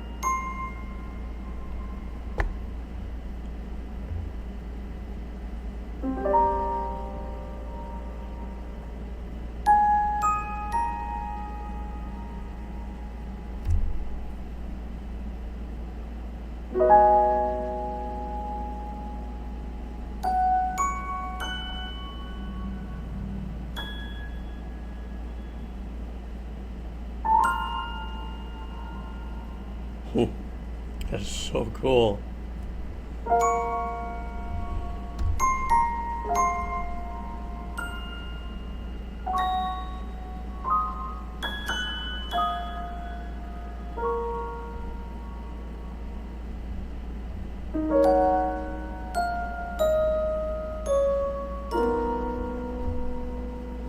Very nice chord change there. Voice change too.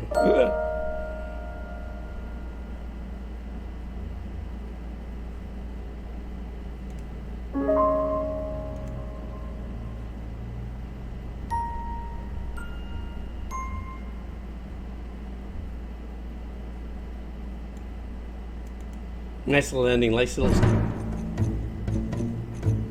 Ooh, now we're getting into a little bit of a kind of energy to go forward, kind of start your mission kind of vibe here.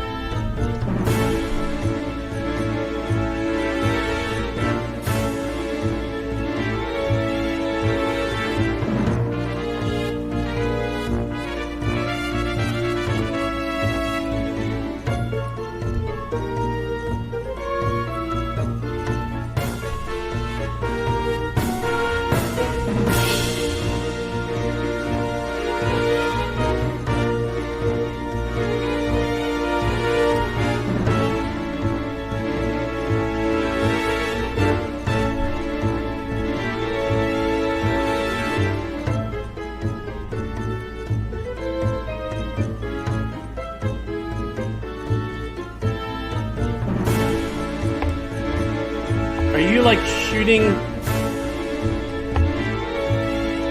saw somebody putting that this is an area where you're actually doing some shooting or some battle.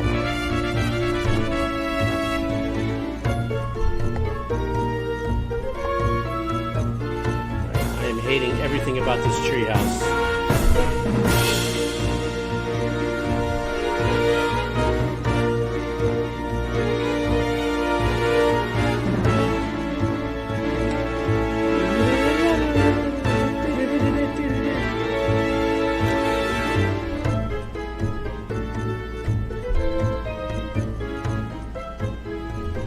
That little mark. God, it is so next level. So freaking next level. The holy cow. Thank you very much. I appreciate that. Thanks for dropping by. Oh, this sounds very lighthearted. Yeah, very uplifting. Like, I baked you an apple pie before I kill you.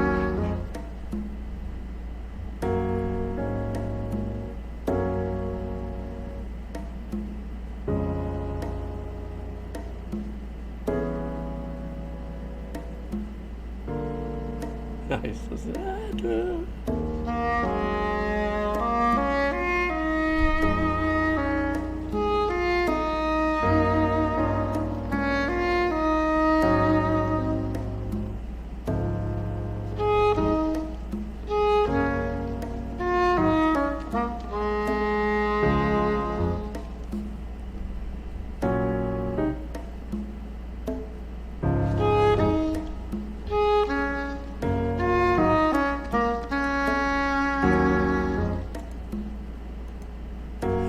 like a very lazy ride on an open pasture kind of vibe.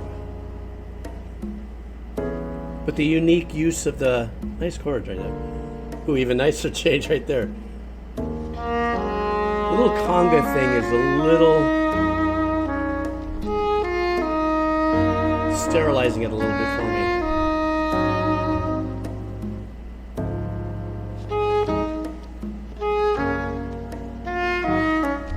It's got a little bolero vibe to it, slightly.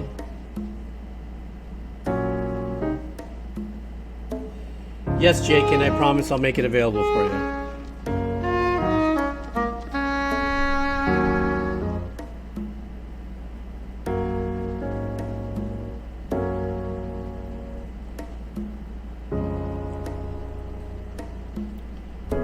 Sorry, guys, I might have to do the unthinkable.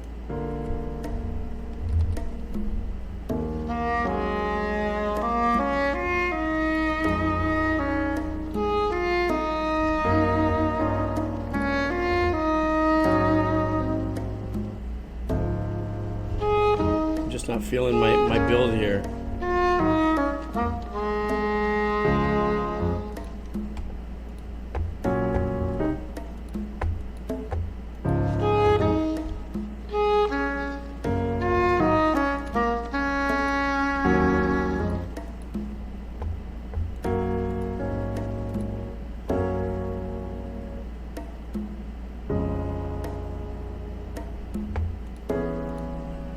Oh yeah, I turned off my explosion damage, didn't I? I've never done TNT, guys, so I don't know how it works.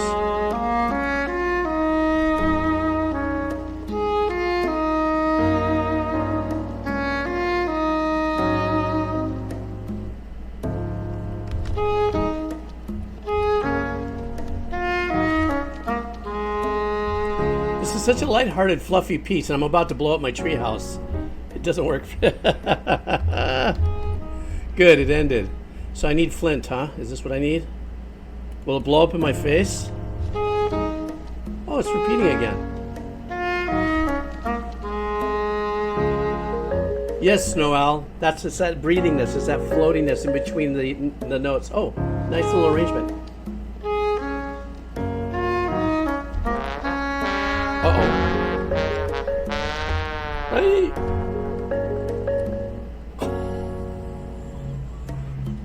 I've never done that before. That's all that's left in my world. I'm gonna start all over again.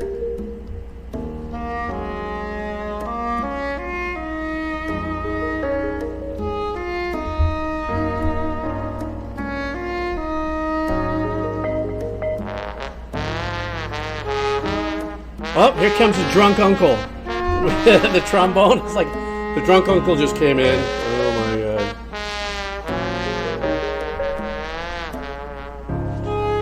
I don't know how to go back in time.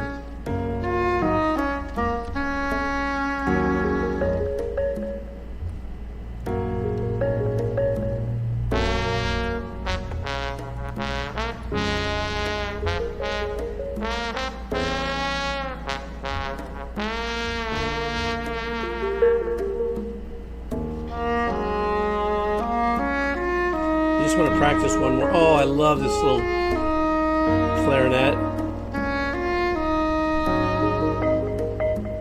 Or English horn, no clarinet.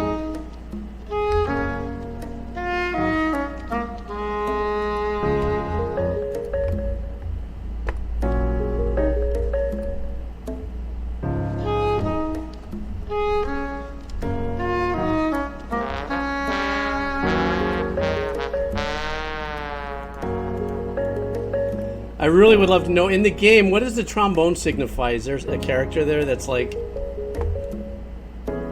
Because it's really super cool. I really dig what that represents.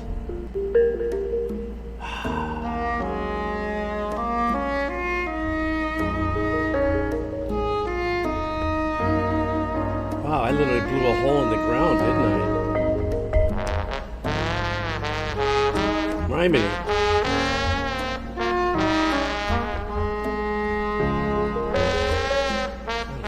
Sakes, I blew the hell out of that thing, didn't I? I love that trombone. I think it's like, and those are fun positions. If you know anything about trombone, those positions that you've got to hit.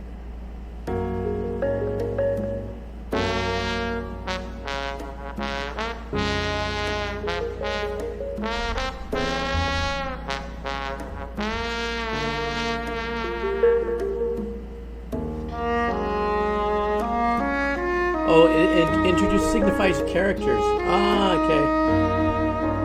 So when you walk near a different character, each one of those instrument changes in the melodies. It's almost like you're talking to okay, a lot like a Peter and the Wolf kind of vibe from Prokofiev. Man, I really wrecked this area, didn't I? When this thing blows up, it blows up. I gotta do like damage patrol here. Look at this. I really fully douched it.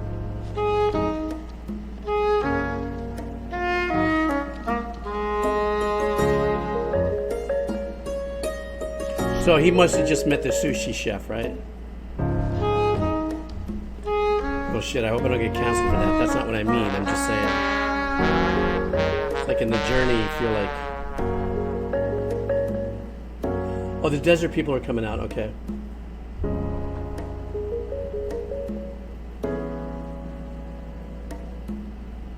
Oh, it's a fashion designer. Yeah, completely different.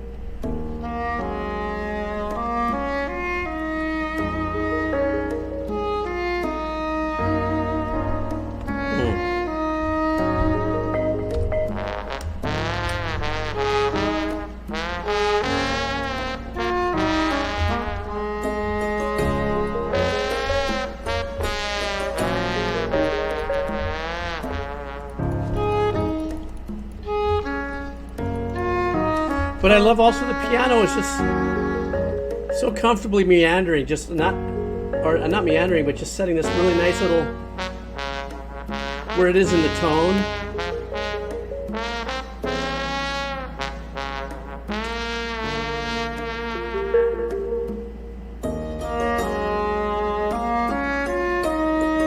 So in my mind, when I'm hearing these different characters having this conversation,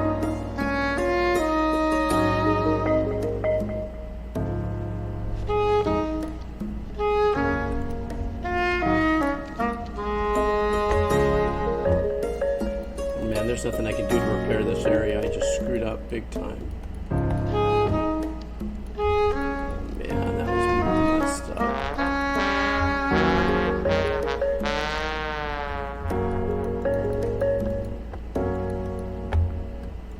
I guess I should never mess around with TNT.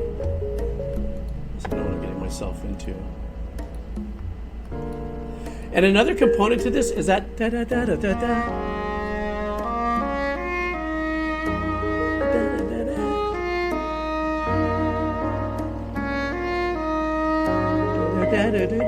You know, I can kind of predict when it feels like it might be coming in. This is so cool. This is so brilliant.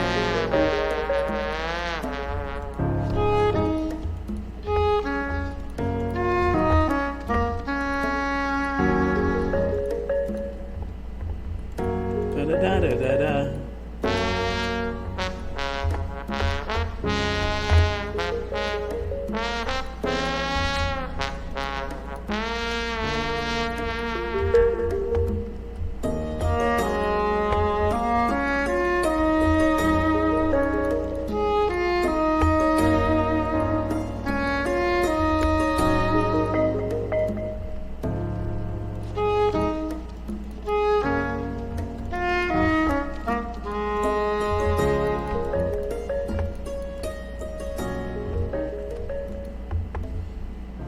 I love that little subtle that.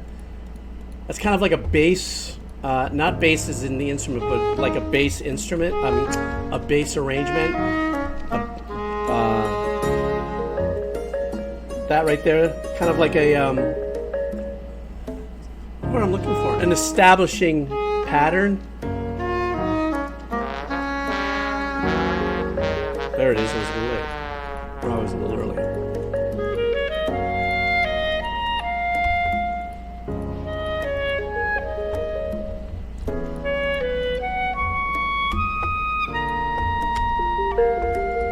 I really blew the hell out of my little section here, didn't I? I feel bad now.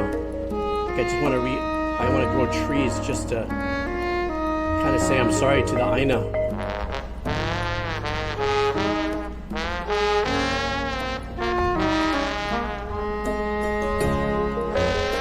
Conversation back and forth. Yes, I know I'm not. If you say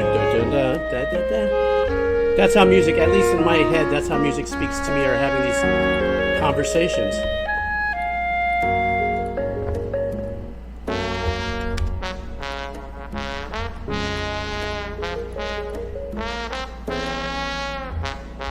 But these are one after another. Is it the same way in the game? Like as you advance to another level, it's like you're going into a different part of an establishing area, but you keep meeting new characters.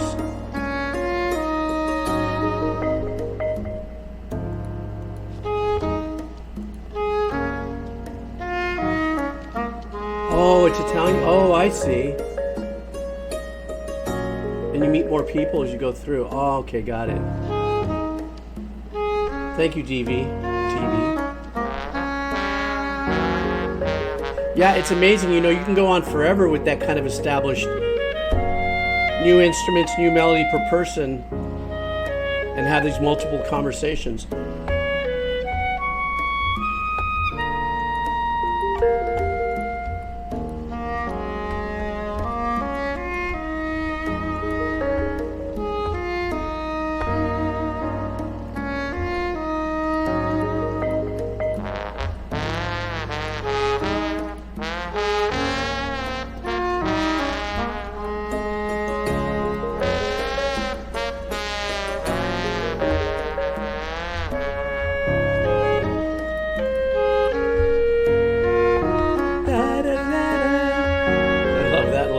To the line there.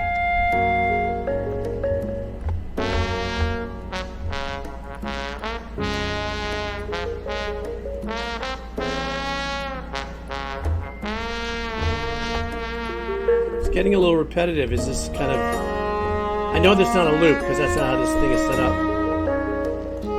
Or is it a really long section? So here's a better question for you guys. This is like an underscore through this town, seeing different people, meeting different people. But as you go into a different part of the town is when these segments come back in with an additional voice because you're meeting new people, right?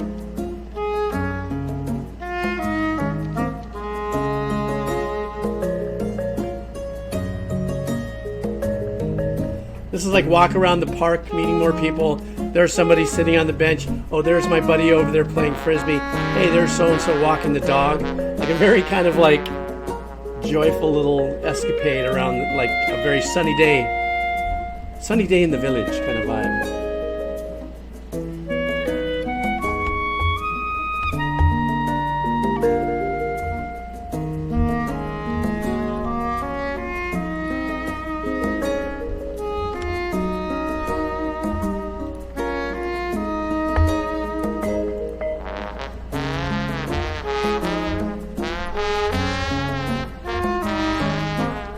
It's almost like you're seeing all your buddies in the park.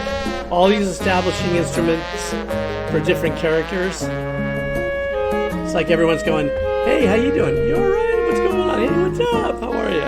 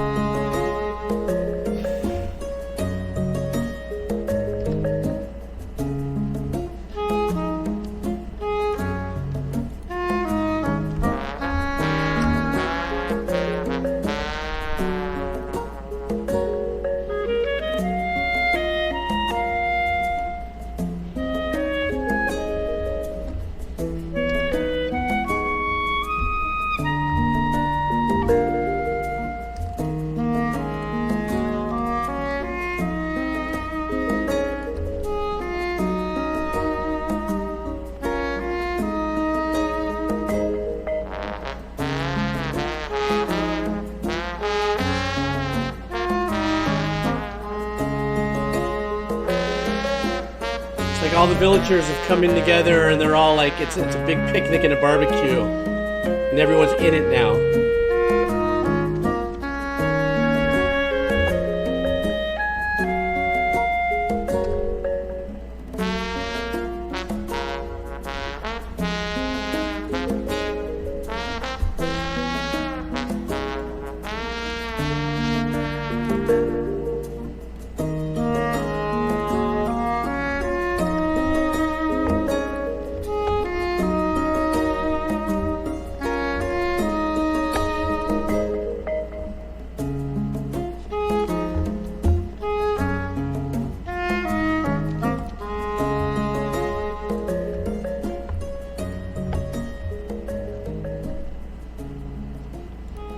I like that. Now you said there were like 5 of these in a row, right? That had this repetitive kind of melody, or yeah, that must have been the end of that run. Oh, nice. What, did they all go to church now? So keeping the same, you know, establishing melody, it's like, oh, today is Sunday and all my characters shall go to church. Oh, it's a wedding. Close. Weddings usually happen in churches, depending on your religion.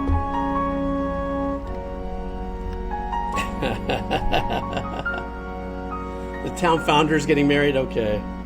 Gotcha.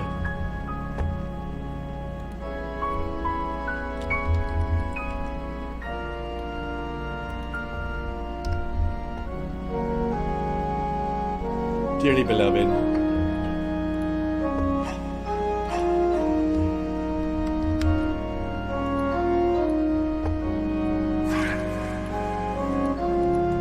That's a weird addition. That weird little sound there almost feels like the guy who's going to come in and say, "Stop the wedding." Is there anybody here who should step forward? Oh, it's a cutscene. Okay.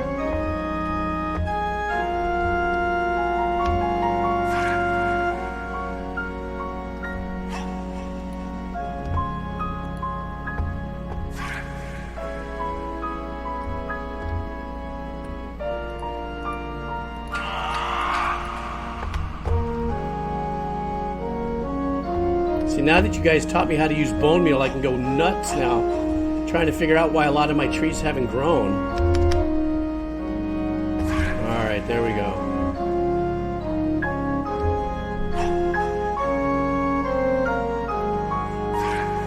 Do you forever, Mr. Villager? Who is it? Between who?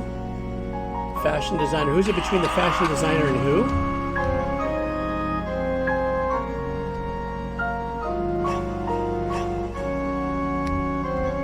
Oh, it makes the flowers in the grass too. Okay, great. Thank you. A construction worker and a fashion designer. That's nice. That's got to be true love, right?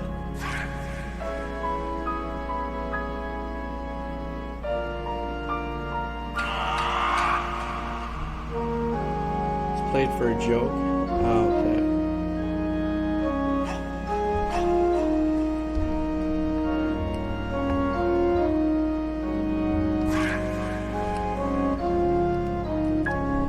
See, here's a sapling I planted like at the Last Supper. It's still not growing. So now I know I got bone meal. With bone meal, hey, it will grow. It will grow. Still in that same bouncy thing. Now, is this like the honeymoon? Or I'd like to call it the humpy moon? It's like they just got married and they're all kind of going too close to the dirt. Gotcha.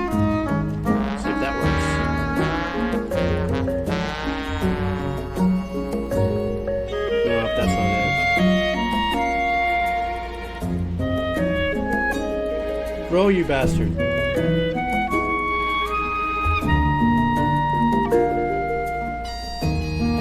The bone meal is not working on this.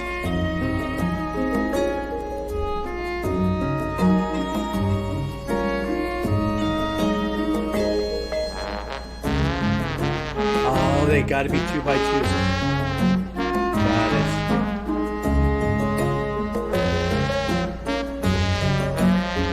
Oh well, okay.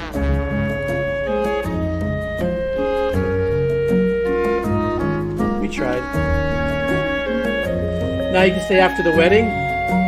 I should pick some flowers for the wedding, shouldn't I? Oink oink and present it to him.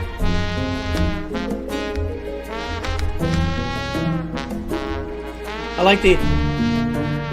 That's actually not pizzicato. I mean, it could be.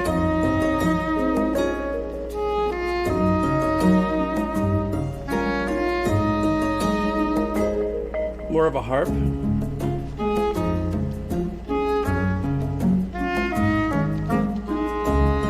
Oh, there are a few that grow in single. All right, gotcha.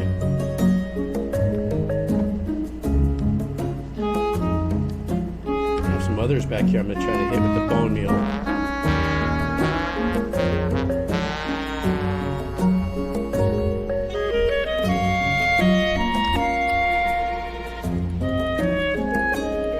Negative.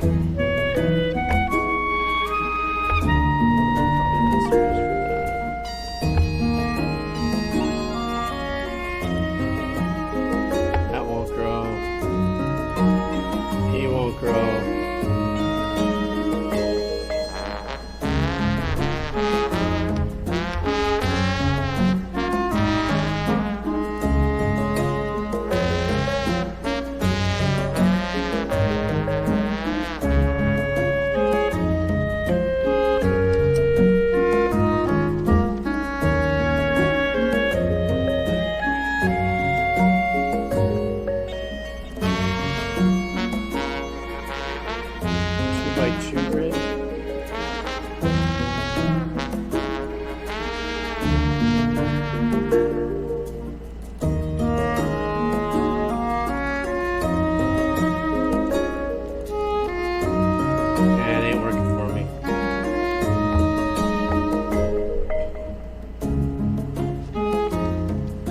Boy, I gotta tell you, this is a long section of the game with the same village journey.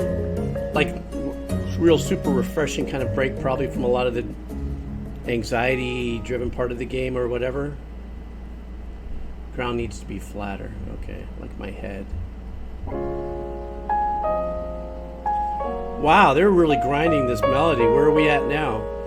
First baby being born or something? Oh, it's a transition scene. Okay.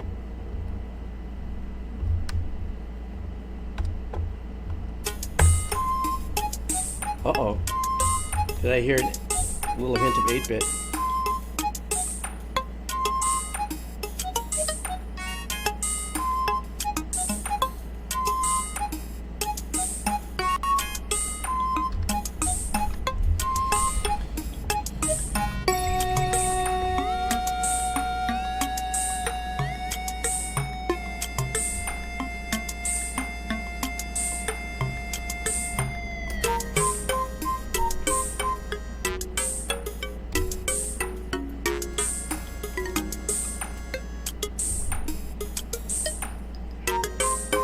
Gotta give my gaming a break.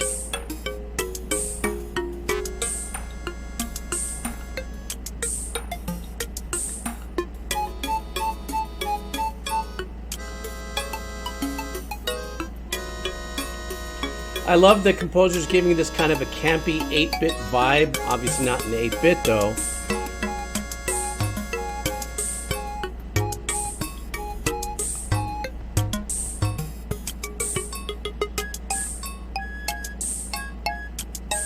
So we're back into a lab? Is that what this is?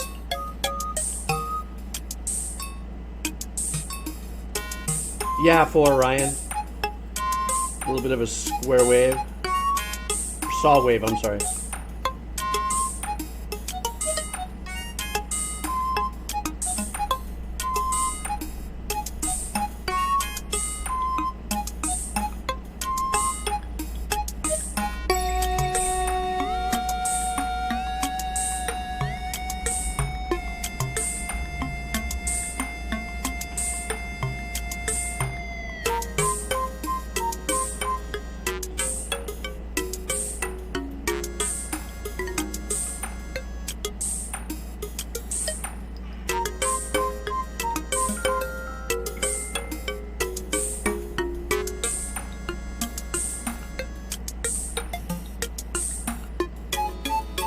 That very subtle, that right there.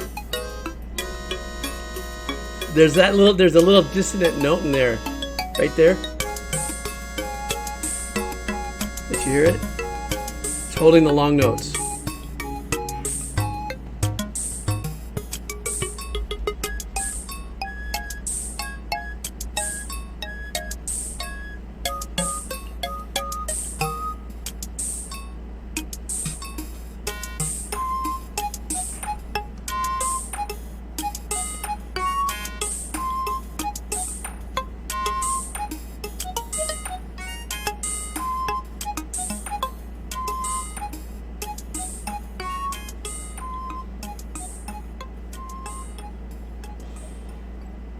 Intoxicating.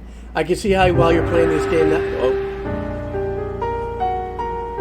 how that pattern, and even though it was 8-bit sounding, kind of got you in this little clanky mood.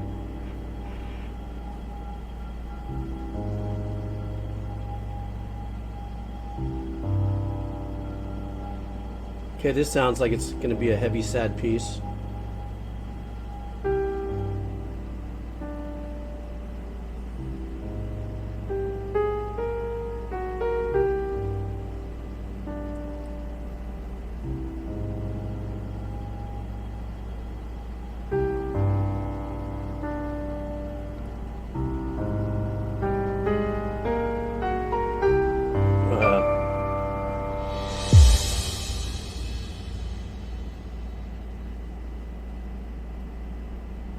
Was that like a little transition piece? I would have loved to have heard more on that. Oh, this must be the pickup from that establishing section of the game.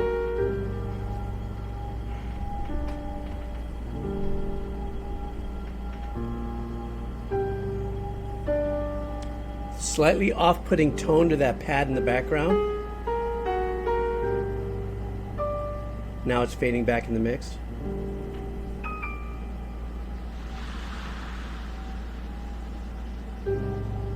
Sounded like it was a fourth, actually.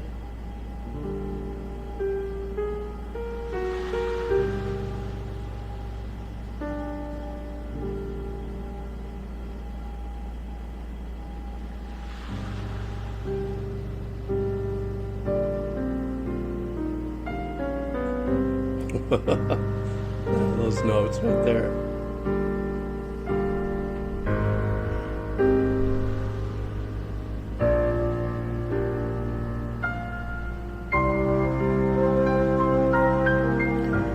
James of 89, thank you so much. I'm glad you're enjoying it. I appreciate your sub, your tier sub.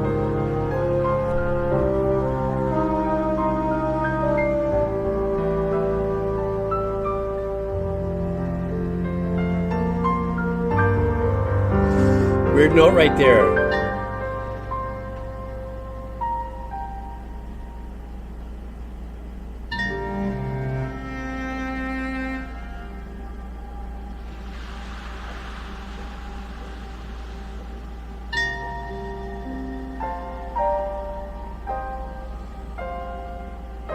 Can you still hear that pad in the background? The establishing root? Da, da, that's this note, if you can hear it in the back in the pad.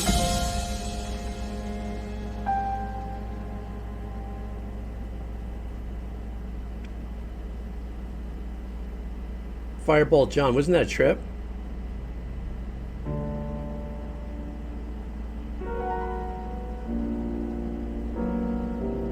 It's very unsettling. Now we're into a completely different brain fry.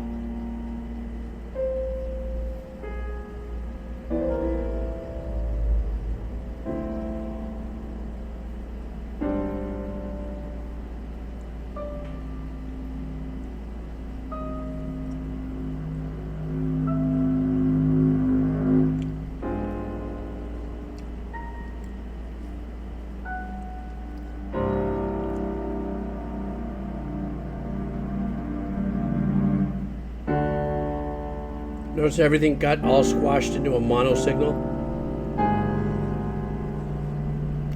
even with the reverb.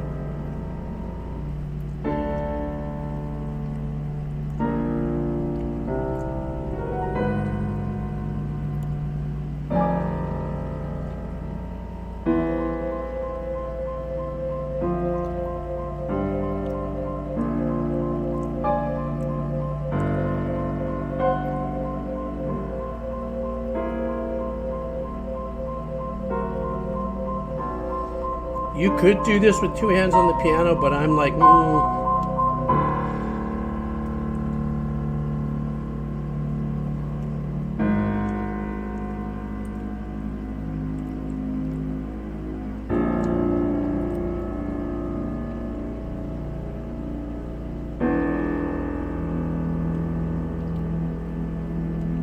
Yeah, trippy dynamics with that little area.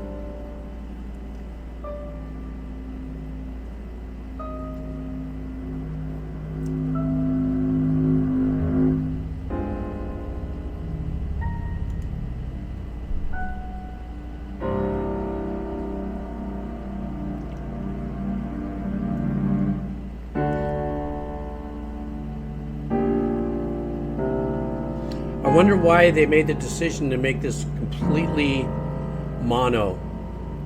I mean, there isn't an essence of ambiance on this. I mean, it's mono signal ambiance, but I know it does sound two hands, but in my head sometimes, because I used to watch when my uncle used to play, he used to do incredible things.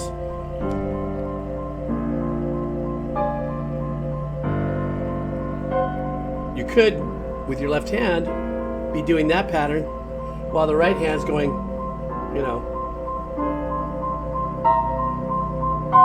I mean,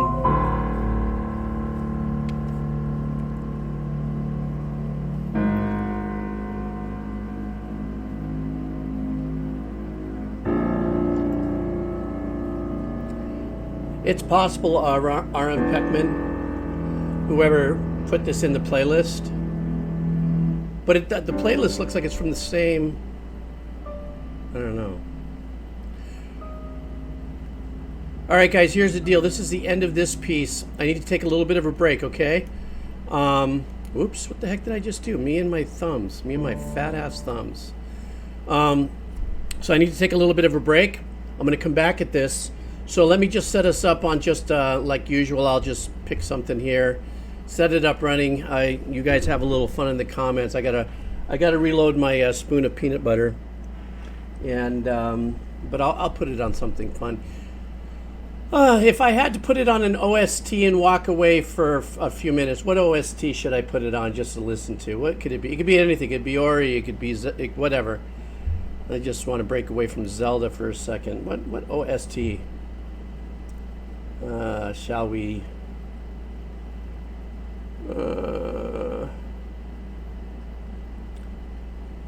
Okay, let's do Persona 5. Let me just pop one up here. I don't know, this is just music for the background to walk away in, so I can take a little bit of a break here. Let's see if this has got to be the one. Let's see if this is it. I think this is the one. Let's make sure. Okay, so I got to walk away and take a break. You guys enjoy yourself. I'll turn the volume down a little bit so it's not going to blow your ears out. So I'll be back in about, let's say, 5-8 minutes while I fill up my peanut butter spoon, go to the restroom, and check about a half a dozen emails really quick. But I'll be right back, guys. So let me make sure that my going live stream. All right, cool beans. Whoops. And a double whoops. All right, guys, I'll be back in a few minutes. All right.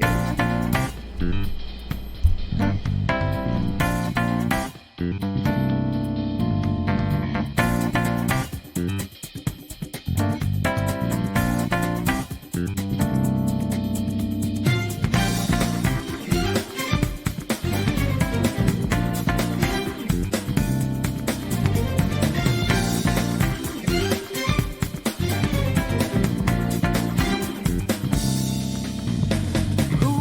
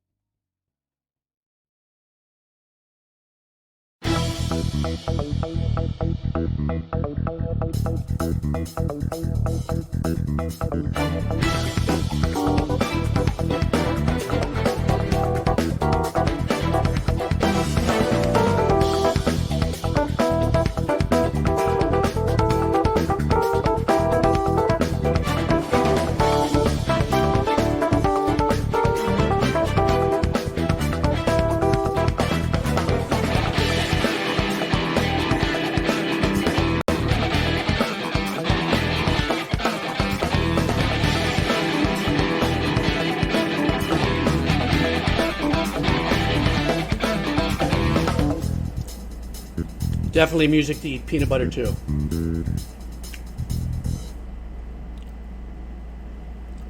Oh, that was a short little bit. That must have been a turnaround.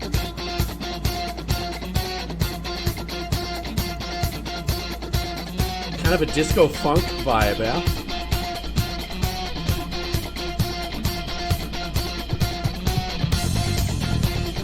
Oh, great bass line.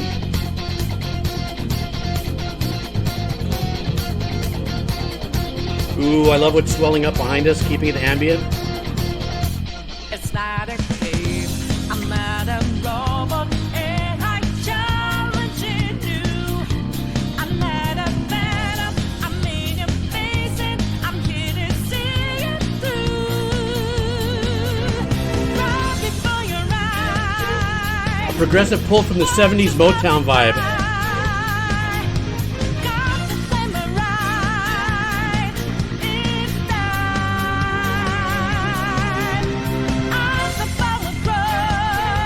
I love the strings. Those things. Da-da-da-da.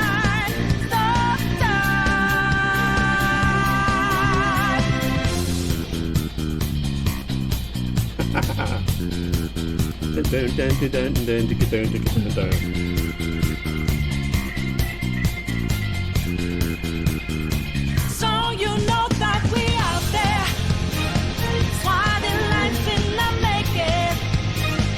Yeah, move fast, we not breaking. Can't hold on our life for change. And our voices ring out, yeah. Took the mask off. I like how there's that distorted guitar in there. Has an edge to it, but it's back there in the mix.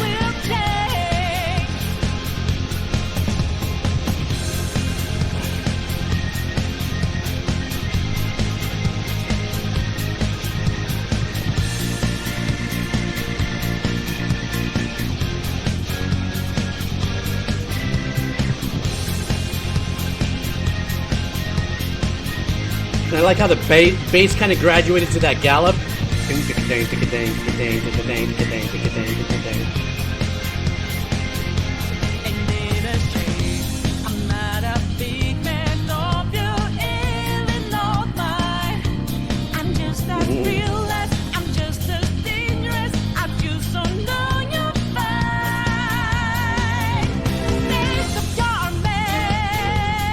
Here we go.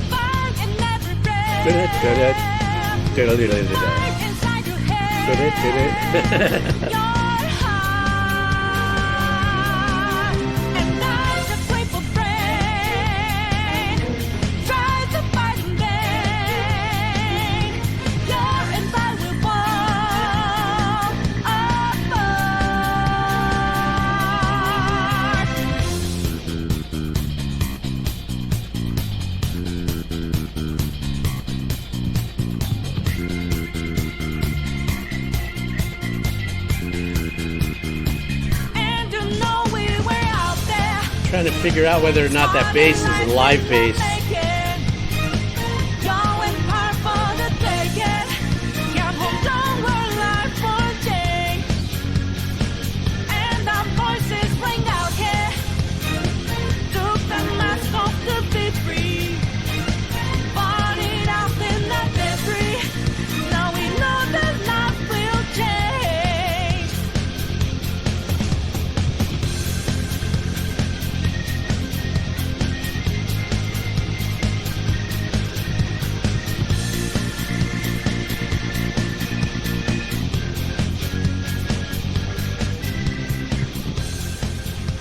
All right, let me get back to this. Before we get back to it, I want to answer a question that Cycloid just dropped on me.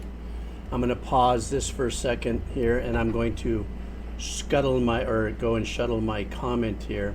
He asks me, I'm curious, what engineering technique do you do to bring something to the front or the of the mix or the back of the mix?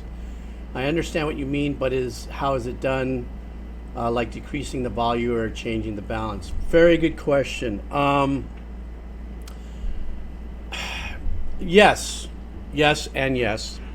So the bringing something back into the mix would be actually you're pulling back the fader, or, you know, I don't know what they call it nowadays, but in my mind, for instance, if something is too loud in the mix, it's pushed up. Just kind of try to imagine what like a fader looks like on the console, and you're actually pulling it back. You can. It's always when I always say up front or behind in a mix, I'm always talking from a dB point of view. Like when I say, "Wow, can you hear way back there that one arrangement that's happening?" In most cases, that is a decision to pull that fader way back. Can an instrument be played softer? Like for instance, if I'm playing like chug guitar, you know, and it is the principal part of a mix, let's say during a bridge. Could I, without the engineer, pull down the volume, take that chug with my musicianship and bring it back, make it sound less? Yes, I can. You know, but it might change the dynamic of it. So if I'm going like on a drop A note of a string or something, and it's the core of the chug, I can bring that volume down by lightly muting it with my right hand palm, but then now that's going to change the dynamic of that chug. So in most cases what will happen is, let's say in the bridge where it's all instrumental,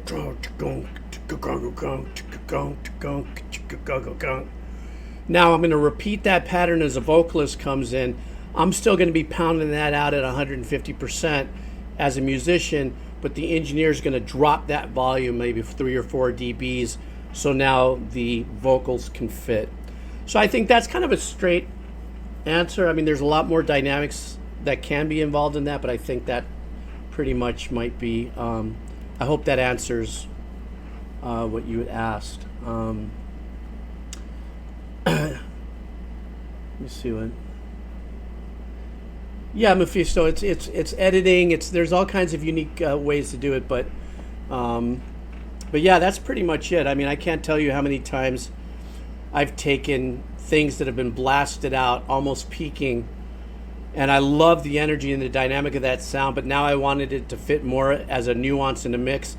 How I'll take it and automate a drop of about 5 or 6 dBs, maybe replace it with another sound or arrangement that might soften it up a bit, but that's kind of the vibe when it comes to, and it's important that you guys ask those questions. If you guys don't have, like, if I say something and you don't know what it means, please ask me. That's what I love about what's going on here, is because I really dig having the opportunity to share with you guys these nuances that the composers have.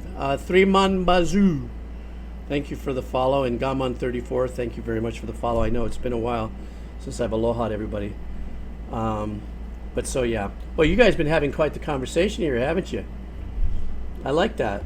And it all looks like it's been nice. That's always very cool. You know something? Something came to mind before. I've got about another 40 minutes left, but I wanted to do this. You guys know, obviously, C418, right? And I will get back to Zelda, so don't worry about that. But I do want to kind of drift a little bit into this, because while I was taking a break, it came up on my browser, and I went, oh yeah, I wanted to mention this.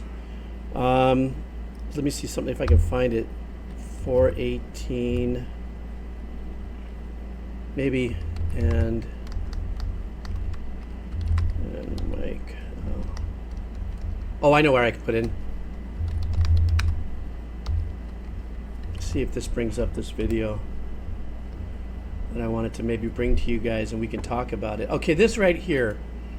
Before we start this, and I'm not gonna. Minecraft isn't. I don't.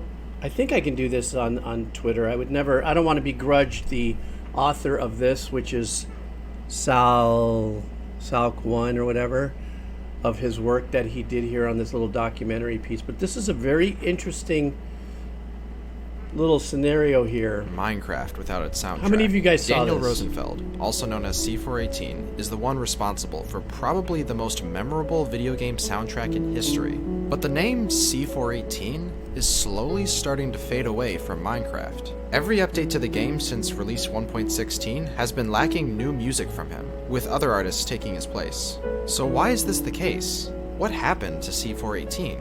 Well, it's complicated. So today, we're going to explore the history of C418's involvement with Minecraft, and try to figure out what happened to him. This is a unique point of view, but I'm going to explain some things Minecraft coming from my the point of very view. beginning. In 2009, Notch began to collaborate with him, where he would create music for Minecraft. Before this, C418 just made music as a hobby. This partnership with Notch was a huge opportunity for him to finally get his music out to the world. C418 would initially make 3 tracks for the game: Minecraft, Clark, and Sweden. The way these songs were made and implemented into the game was actually a very unique stylistic approach that was rarely seen in other indie games at the time. One cliche of the typical indie game was their strict use of chiptone music.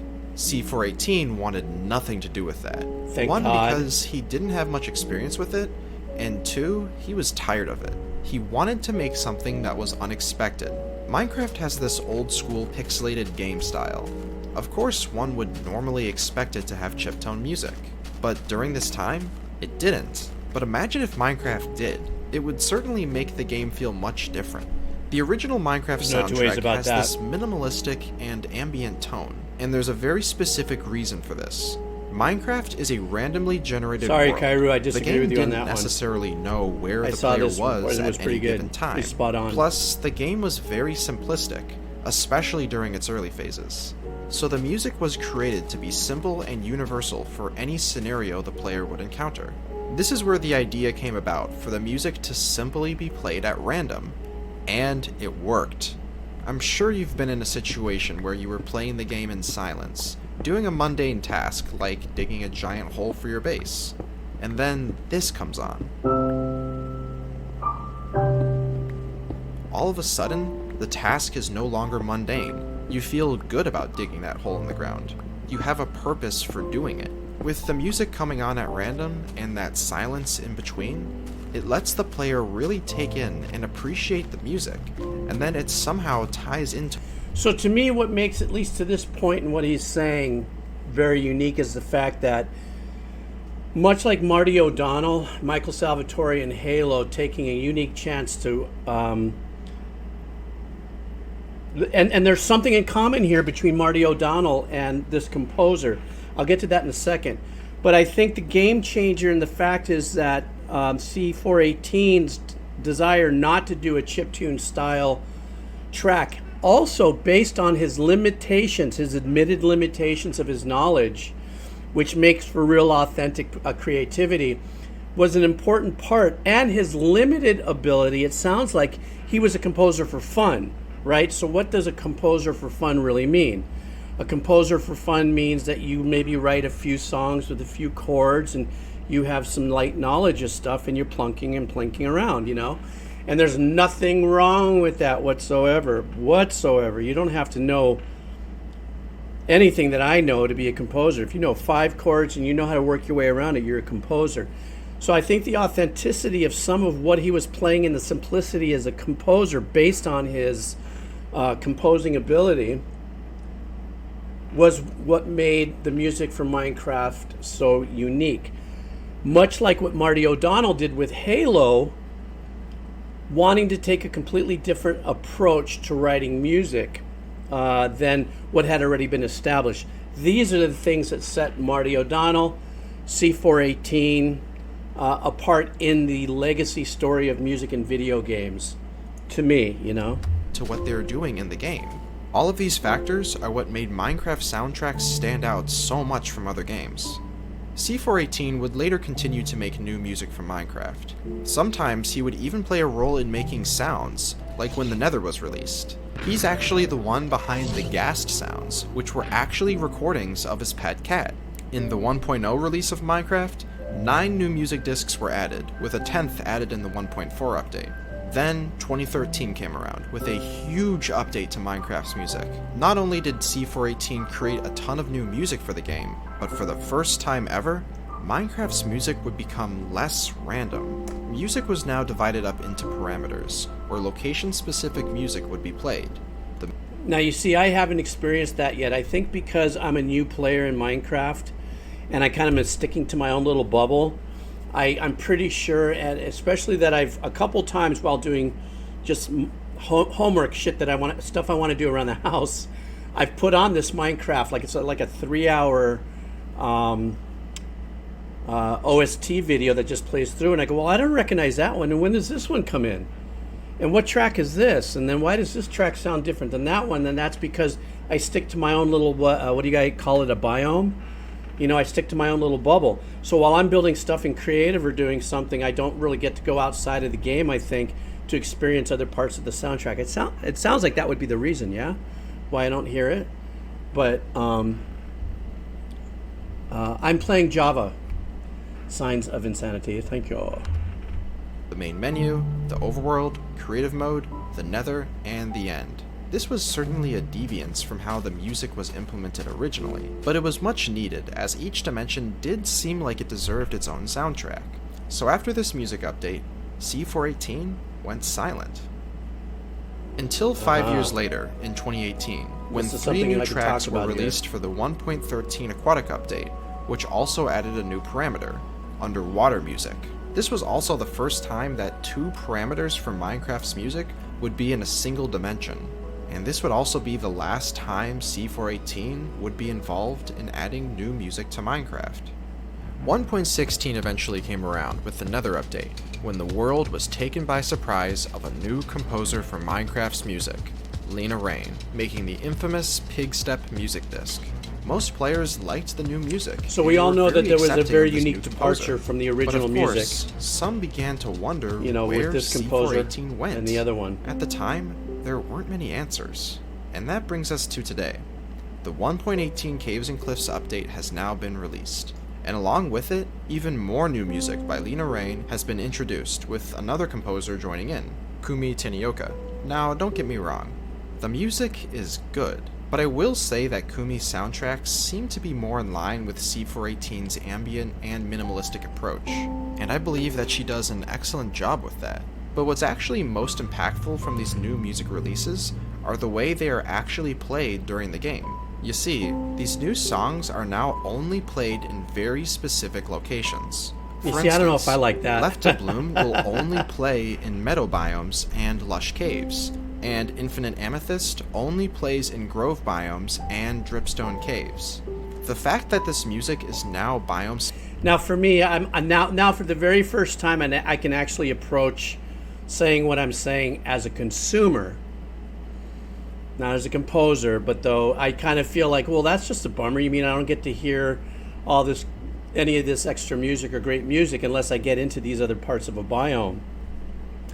And I get it. I think it's because the true hardcore Minecraft players are the ones that are going to go through and play and beat up zombies and stuff. And that's the game, isn't it?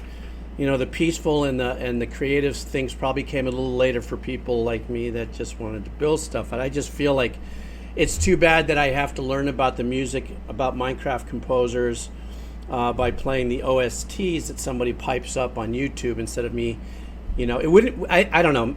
Maybe it's me. Maybe it would be super cool beans if you could select a playlist within Minecraft and choose the music. Maybe it's there and I don't know it. I don't know. But creative was first, huh? Oh, okay. Oh, okay. But nonetheless, that's just my opinion as a consumer. How do you like that? My very first consumer opinion. Specific really makes Minecraft's music more formulated than ever.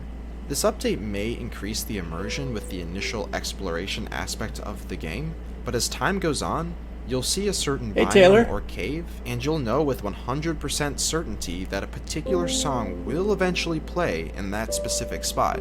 These changes mark a new era for Minecraft's music. Yes, the music does still play at random, but now some of the songs are location dependent. This may give the artists more room for creativity to make the song itself match where it's intended to be played, instead of making it work anywhere universally. So I'm a bit stumped on whether this is a good or bad change for the game. Let me know what you think. Aside from the music being less random, the new composers still tried to imitate C418's music style, which now brings me to this question. Why try to imitate his style when you can just use C418's music? After Okay, all, now we're gonna get into a C418 place where I did can say lay that his into. next Minecraft soundtrack volume is considered finished. The real hurdle is that Minecraft is now a billion-dollar property owned by one of the largest tech companies around, Microsoft. According to C418 himself, things have become complicated. Now, As they he hasn't would. stated much more than that, except for recently, in his Discord server. So, that's it. From the looks of it, new C418 music in Minecraft is probably not going to be happening. He couldn't make a legal agreement with Mojang, or should I say Microsoft. So with a bit of research, I've made some speculation as to why this is the case. C418 currently owns 100% of the rights to Okay, his here's the music tricky used stuff in coming up here. Minecraft. Here we go. However, this isn't the case with Lena Raine or Kumi Tenioka. If you search their music on YouTube or Spotify, you'll see this in the description. Copyright Microsoft Studios Music.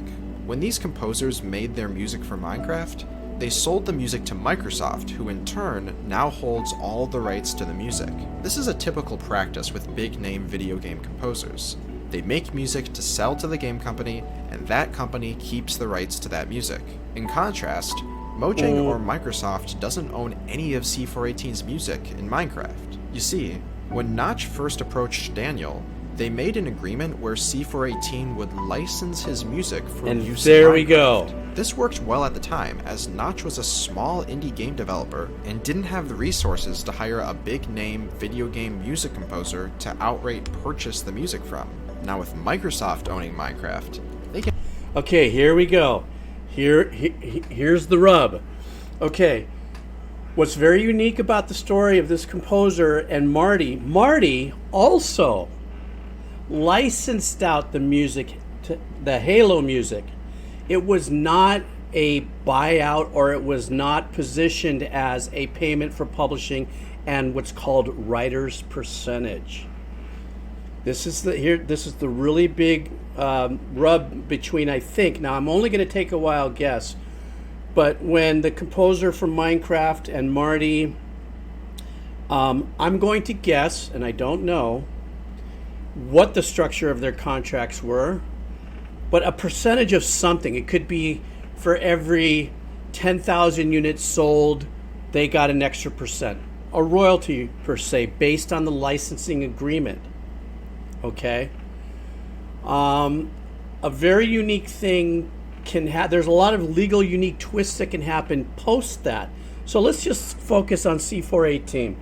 So he did all this great work for Minecraft. Without a doubt, let's just say safely, 500 million players of Minecraft have been branded by his compositions. I just want to say that really quick. Now, Microsoft comes in and buys this intellectual property from the main guy. They have to honor the contract. I'm being very homogenous about this. In a typical deal, they would have to honor all the contracts that are embedded in that purchase. In this case, let's just say the licensing from this composer. Now, what I don't know what happens after that is whether or not at that point, perhaps Microsoft could have given another fee to the composer in advance of unit sales. It gets all tricky-dicky here. But from the point moving on, and I don't, like I said, I'm going to say it once again, I don't know what the contract says, but my experience as a composer, and I've negotiated a lot of contracts in my world, there are fixes, there are remedies in contracts between those two kind of relationships. But if you can't find a remedy for that, a lot of times the new company will wash their hands of the individuals and say, okay, well, we're in it to play in the sandbox of what we have contractually with that was actually part of the original buy. But moving forward, we want to own everything. Copyrights, percentage of the publishing, the writer's percentage, etc. And there's some obvious sticking points. If you've tasted the sugar of being so lucky to have been a composer to just license out their music to the company and not give it to them outright, it's a double whammy when all of a sudden, let's just say a new company says, okay, we still want you to be a part of it, but now what you were used to in your original deal will not exist. If you used to get royalties, from this point on this way, you will get nothing. You will get a flat fee, maybe a little bit advance on fee, whatever. There's a different way, but you get no publishing and writers. And that is where this gets really heavy-hearted for a lot of musicians and a lot of composers and stuff, especially if you know the game. And, the publisher of a piece of music has the joystick of maneuvering who uses the music and who makes the money. Okay? The way I understand it right now, the publisher will make money. I could be wrong, and I expect to be thoroughly corrected. But let's just say the publisher of a song that I did a reaction to, let's just say Tool, I do a reaction, it gets a copyright claim. The publisher is the only one that makes money off of that copyright claim, from what I understand. If I'm wrong, please somebody step in there.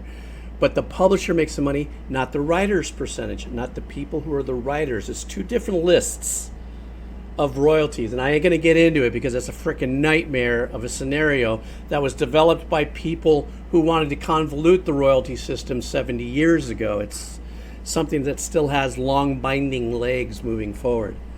But anyhow, all that being said, it just sounds like both Marty O'Donnell and C418 had hit that wall where they had, and I'm just assuming, so please, I'm not, where they, like I said, they got that wonderful opportunity to get into a game on a ground level and be a part of sharing, in the revenue streams in a unique way, instead of like these other composers who are with Microsoft, the ones that just picked up from C418. And it doesn't mean that these other composers don't have another bit of language in their contract that says, we own copyright, publishing, writers, everything.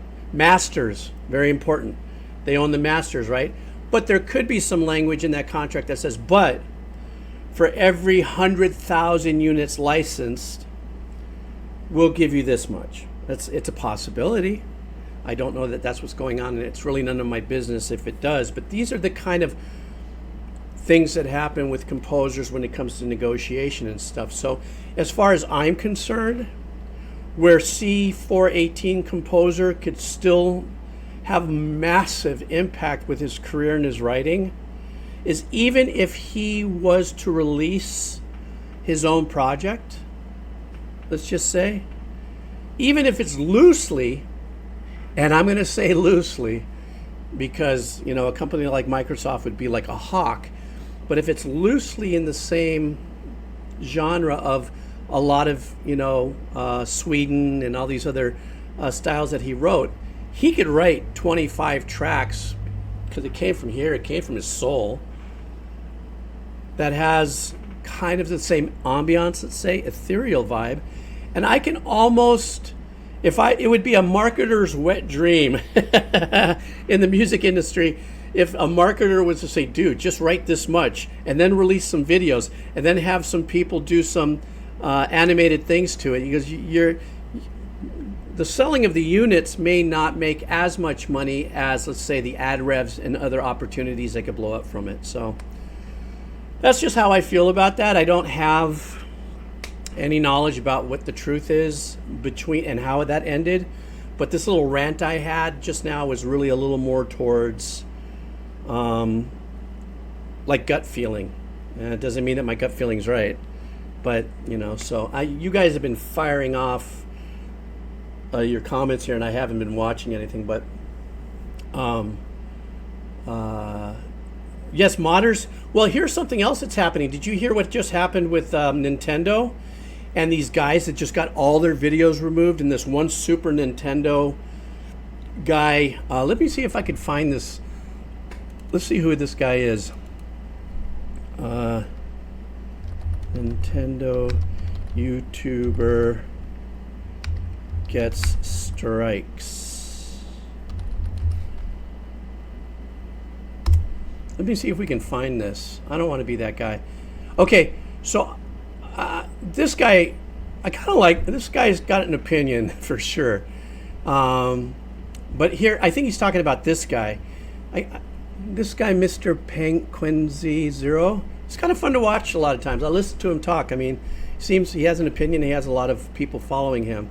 And I catch some of the drama and stuff. It's very fun to watch in a very macabre kind of way. But this, yeah, Charlie seems like a cool guy. Is that his name? Is that his real name, Charlie? And Moist. Yeah, he seems like a really cool cat. Once again, I lurk and watch his videos, and he is the king of the metaphors, isn't he? He's the guy that goes, like the brown of the anus of the buttercup Reese's. I mean, he's got really good theater of the mind when he explains certain. I got to die laughing. Anyhow, it's not about him. I think it's about what he's saying. I was watching his video, actually. Told me about this guy's journey. Okay, so let's listen to this for a second. So, Nintendo has decided to take down my and other content creators. And this has to do with the mod I asked comment watch you this were whole video, so you understand telling the me. entire situation, because it affects you and the content creators that you may support. Also, this is a prepared statement reviewed by my lawyer, so if it seems like I'm reading from a script, it's because I am. I don't know who this guy is. I don't support his channel or condone anything. What I have to say and consider You know what I'm reversing saying? the I just came decision through to this, and it was very interesting So, on the level I was just talking about. Hi. I'm Eric, or Point Crow. I make videos playing games, sometimes in strange ways. But for today, it's important for you to know that on What's a occasion, I speedrunner? modify the games I play and explore what happens when the game mechanics are a little different. Most recently, I modified The Legend of Zelda Breath of the Wild to become a multiplayer game. To be clear, I have never encouraged piracy of Nintendo's games. The mods that I've commissioned are not being sold, and all of the code Oh, I see. is custom, meaning that they are free of Nintendo assets. On April 6th, 1 week ago, Nintendo decided to block all 4 videos that I put up on YouTube playing the multiplayer mod. I appealed their decision, as I'm very much in line with their content guideline policies. We'll go over that in a moment. And these videos are fair use. Nintendo then escalated and issued a copyright strike against my YouTube channel. Not Those once, are ugly. but twice. Rather than bundle the videos all into one copyright strike, Nintendo issued a copyright strike for one video, and then bundled the other 3 into another strike, deliberately putting my channel in danger, but The reason why YouTube probably did that is because they were investigating probably what was happening. Because if it would have struck all 4 of them, his channel would have been deleted. So I'm going to take a wild guess that the reason why YouTube bundled those 3 and put a strike on it instead of doing a complete 3 strikes and you're out is there was probably going to be some gray areas that YouTube, Google were probably going to get their toes or their hands in before they really gave this guy the kibosh. I'm just saying. I'm just guessing. not taking it down completely. I was able to get an email address for Nintendo and sent a message asking that we discuss what's going on and try to reach an amicable resolution that would make both parties happy. I heard nothing back so far. Here's that email if you would like to read it. So the next day, Nintendo claimed 24 more of my videos from my channels. Most of them are modded content. A lot of... Okay, really quick, what I found out this morning when I woke up is that I went back to look, because I started to look up what I was going to do today on the stream with the Zelda stuff, and I started looking up, this same channel that I pulled all the Zelda stuff had a temporary block on it at some point. I was going, these guys got blocked too. Nintendo went mental and blocked everybody. Maybe the same guy who did the missile alert here by accident in Hawaii hit some kind of switch in Nintendo and YouTube and blew up everybody's channels. And I don't know. It was the same Bobo, but it was blocked at one point. It said copyright something Nintendo claimed, whatever. And then I went back to refresh it. About 20 minutes later, it was gone. So maybe there was some weird stuff going on here, but that was just my experience. Of them are Breath of the Wild, but not all of them are. This is key. They also claimed videos containing footage from Super Mario Odyssey, the Pokemon series, and Wii Sports Resort from my channel. The most surprising one, though, was a claim from one of my first videos back in 2019, marrying Sidon and a bookshelf to create Hyrule's first car. It's just a regular, vanilla gameplay video of Breath of the Wild. These takedowns aren't exclusive to my channel either. Over the course of the next couple days, Nintendo is taking down videos from other channels as well. Proton, another very prominent YouTuber, has had at least 10 live streams and 2 videos removed.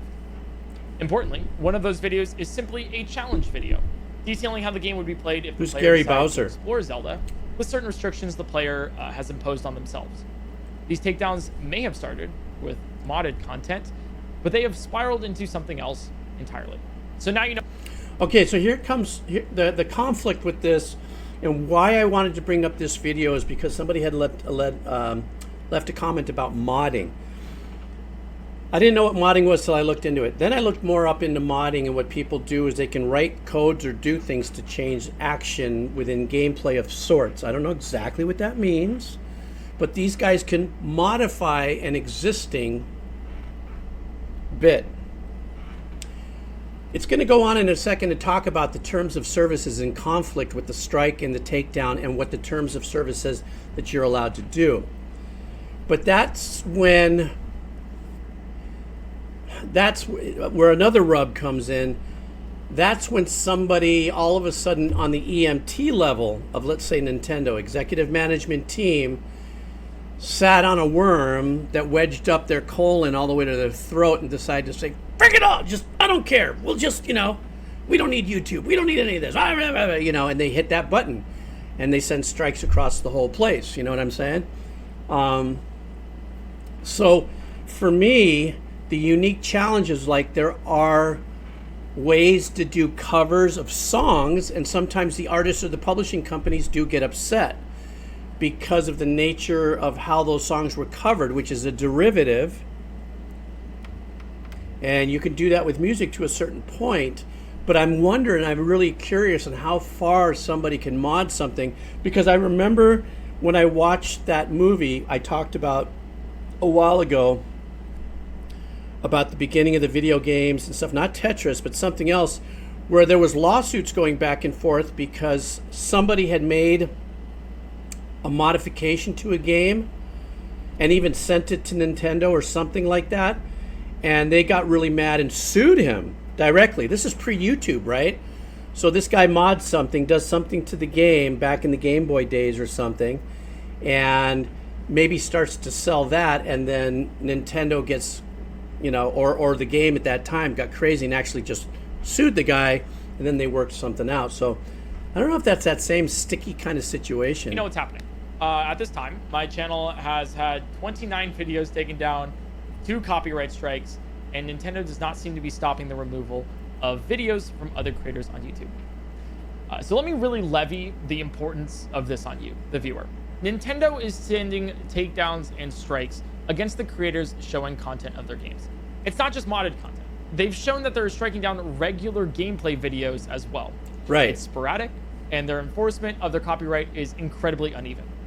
The thing is, without even considering fair use, all of these videos are very clearly in line with Nintendo's own game content guidelines for online video and image sharing platforms, which I will include in the description below. I will also read it for you here. From their Anyhow, we're not going to go through this whole thing. I do definitely want to get back into our Zelda thing, but I did want to jump off really quick and spend a little time, talking about, like, at least, and I know that stepping off into this Nintendo thing because of the mod comment that was left there, it just triggers me, it just to remember something that I had seen. And but the original bit that I was saying about this composer, C418, I think without a doubt, I guess they said he's composing for another game or something. I think there's no two ways about it, but a bazillion game players that have experienced Minecraft, if they knew that he released, let's just say, a channel, like, you know, my Sounds of Tranquility channel that I have for myself, which is just ambient music for an hour, just with some video, you know, just whatever that I put up there. He could do that, and he would probably just kill it. Absolutely kill it. But, as we all know, when it comes to contracts and composers, I mean, the Mick Gordon thing, right? With Doom as well. I only know the same bit of information you guys know from the internet. So these things, you know, and then why would the other two composers on Minecraft take that deal? There's so many great reasons why I would say do it. You know, if you're a young composer and it's a great way of branding and it builds your career, there's a lot of reasons why I would say, hey, you know what? Because I've done work for hire work. You know, I'd say 20% of my career has been work for hire, which means I just dump all my rights. Boom. There you go. Take everything. Because there's a part of it where I know that almost 90% of those jobs will never turn over into a place where I'll be missing out on any extra money because I don't have, maybe I don't think it will or something. That's just a regular a choice I would make. But if you're a younger composer or a composer that could see, hey, I'll do 5 or 6 tracks, they're going to pay me $50,000, I'm just throwing a number out there, to write tracks, and I'll never see another dime again, but it's already on an existing branded name that's ginormous, and it'll bring me the exposure that I need to get going for the rest of my career and my life, you know, so who knows, right? Anyhow, let's go ahead now. Now that I've killed more than half of the time that I have left, let's go ahead and listen to a couple of more, and then I do have to bail, and if I don't finish up this part of the OST, whatever I have left, you know me, I'll come back and we'll do more. So what am I going into now? This is called The King's Request on Zelda Breath of the Wild. All right.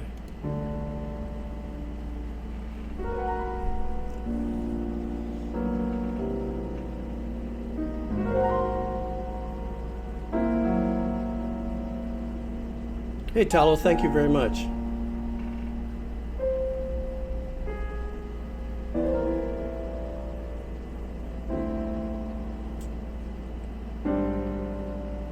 Ooh. Hi, did you love that? Beautiful stereo piano, and then they make this choice to bring it. That's great. What a great choice. Yes, that is whole tone.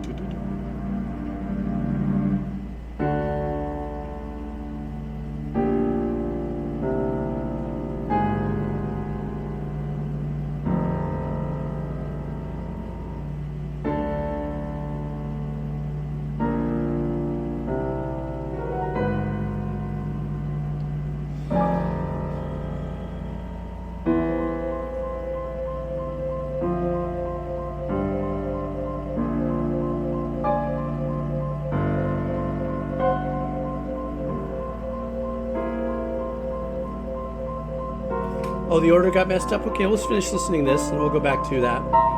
Thank you, Segmented.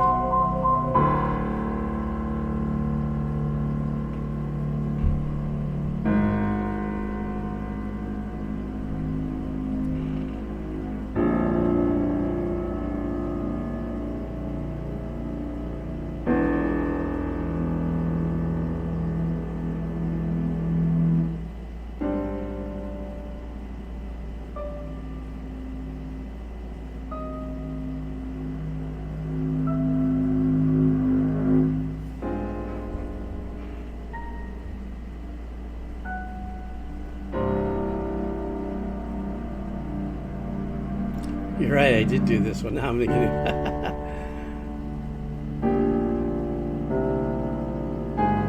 Let's go, wait a minute, why do I know this? Alright guys, I'm gonna stop. We're gonna go into number 57. We have our hall monitor that helped me out, the Segmented. Thank you very much. So here we go. I'm gonna straighten it out here, and this is where I left off.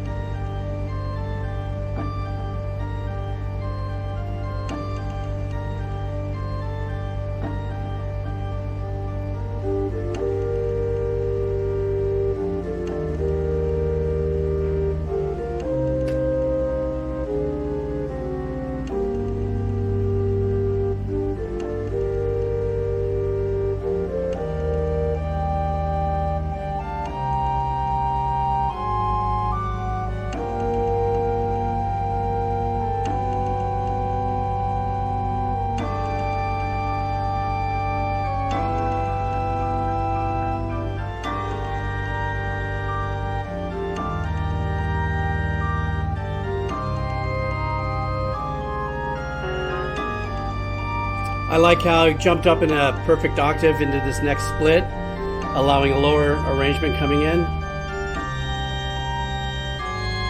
Like the bass line's a little more in your face.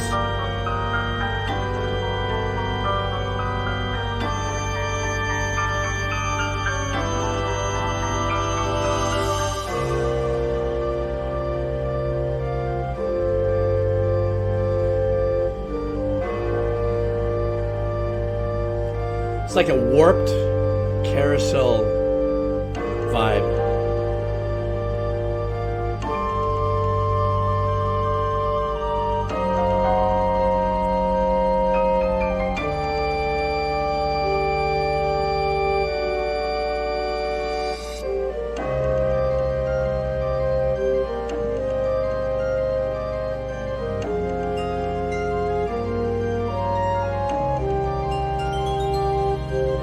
So it's an older melody.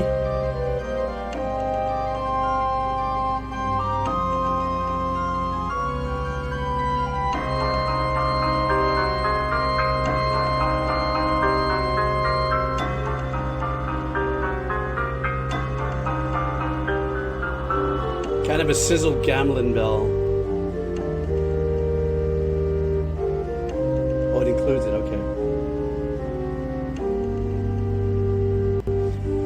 Oh, that section.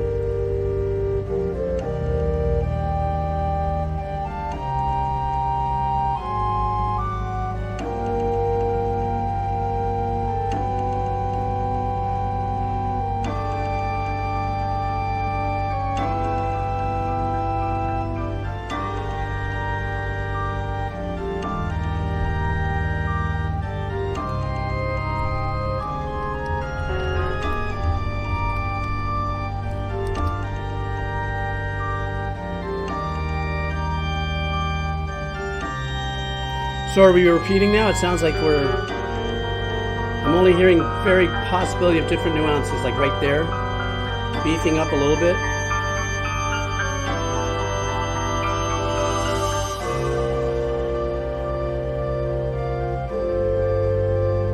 Okay, I can, yeah.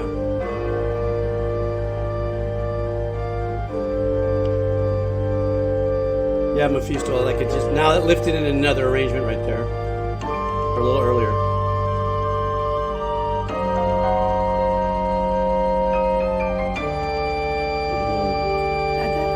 That octave.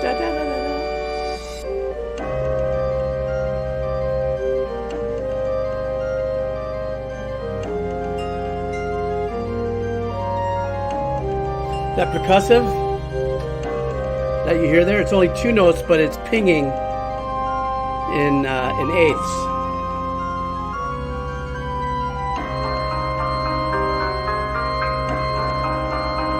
Actually, 8th triplets? Yeah, it's 8 triplets.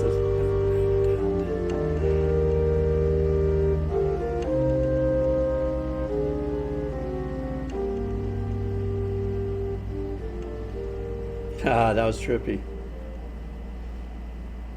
Let's see what else we got here.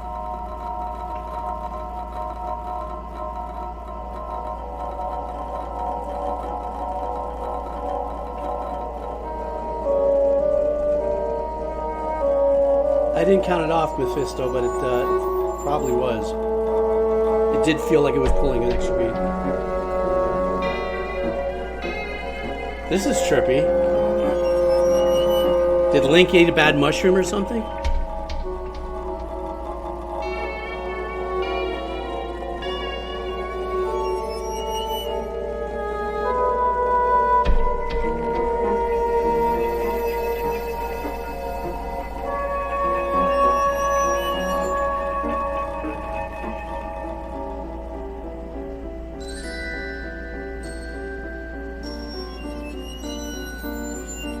This sounds something that Danny Elfman would do.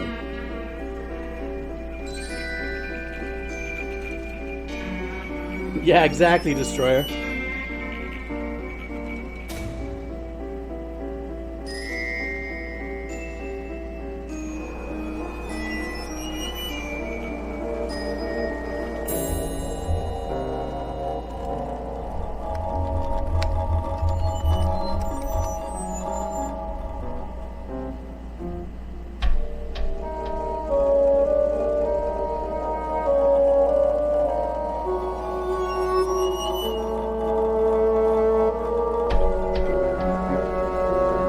triple it on the delay.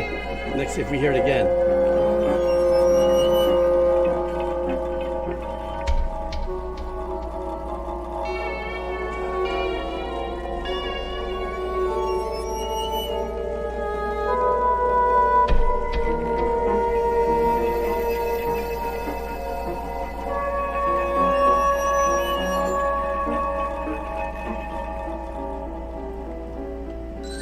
Such a bad dream waiting to...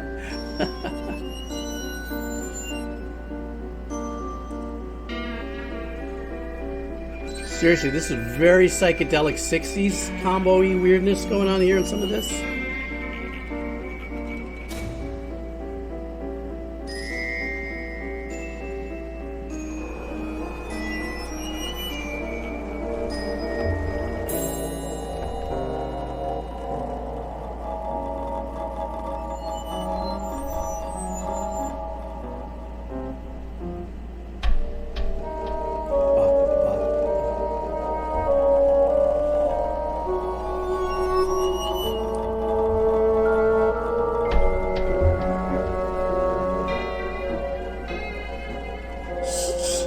It's just so quirky and just so dissonant. Alright guys, wait a second. I just got a text. I gotta read this. Stand by. See what this is all about here. Ah, dang it. Guys, I gotta go. I'm sorry.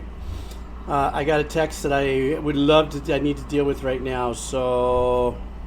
And this is going to kind of dribble on for a little bit, so I got to hit this. Business. Business is bueno, but not when I get all... darn it. All right. All right, guys, listen, I'm sorry. I got to cut this short. Or not short. Jeez, I've been here almost 3.5 hours. Hey, listen. I want to thank you guys, not only for the usual journey, for the support, all the, the stuff I always chirp on about, and I am very grateful. But I want to thank you guys for hanging out while I did that own little, my opinion about those composing things. That's a little off the beaten path, and I'm not usually in that, but I find myself sometimes, being pulled into conversations based on my knowledge base, and, and I'd like to kind of like contemplate. I wonder, wouldn't it be great if I got Mr. C418 on for a little bit of a run, maybe talk about his music and his journey and stuff. That would be great. Maybe what I'll do is I'll put out a call to action on Twitter, and then everybody retweets it until he responds. He seems like a really nice guy, and I'm sure the whole world wants to talk to him, and he could be an introvert, so I don't know, but that would be pretty sick, huh? Well, if that's the case, then I'll do it in a couple days. Make sure you follow me on my Twitter. It's I think it's just at Geebz, Geebz. I don't know. Anyhow, thank you so much for hanging out. I'm going to go deal with this thing. Today is Wednesday, so I was able to do it on my day. But unfortunately, again, this weekend, I'm emceeing a nonprofit event Saturday night. And then Sunday, I'm going to be working for another nonprofit again. So I think I'm going to have to change these to Mondays and Wednesdays. I'm not too sure. But I can't thank you guys enough for hanging out. I really appreciate it. You guys have a killer day and rest of your week, and have a great, safe weekend. And thank you so much for the support on the YouTube channels. Thank you for those of you that just subbed. There was about 5 or 6 of you. Thank you so much. Thriman Bazoo and Talo as well, if you're still here. Thank you so much. I appreciate it. And you guys take care. And I'm going to go handle all this sort of stuff. And that's my story, and I'm sticking to it. So I'll see you when I see you. All right, guys, take care. All right.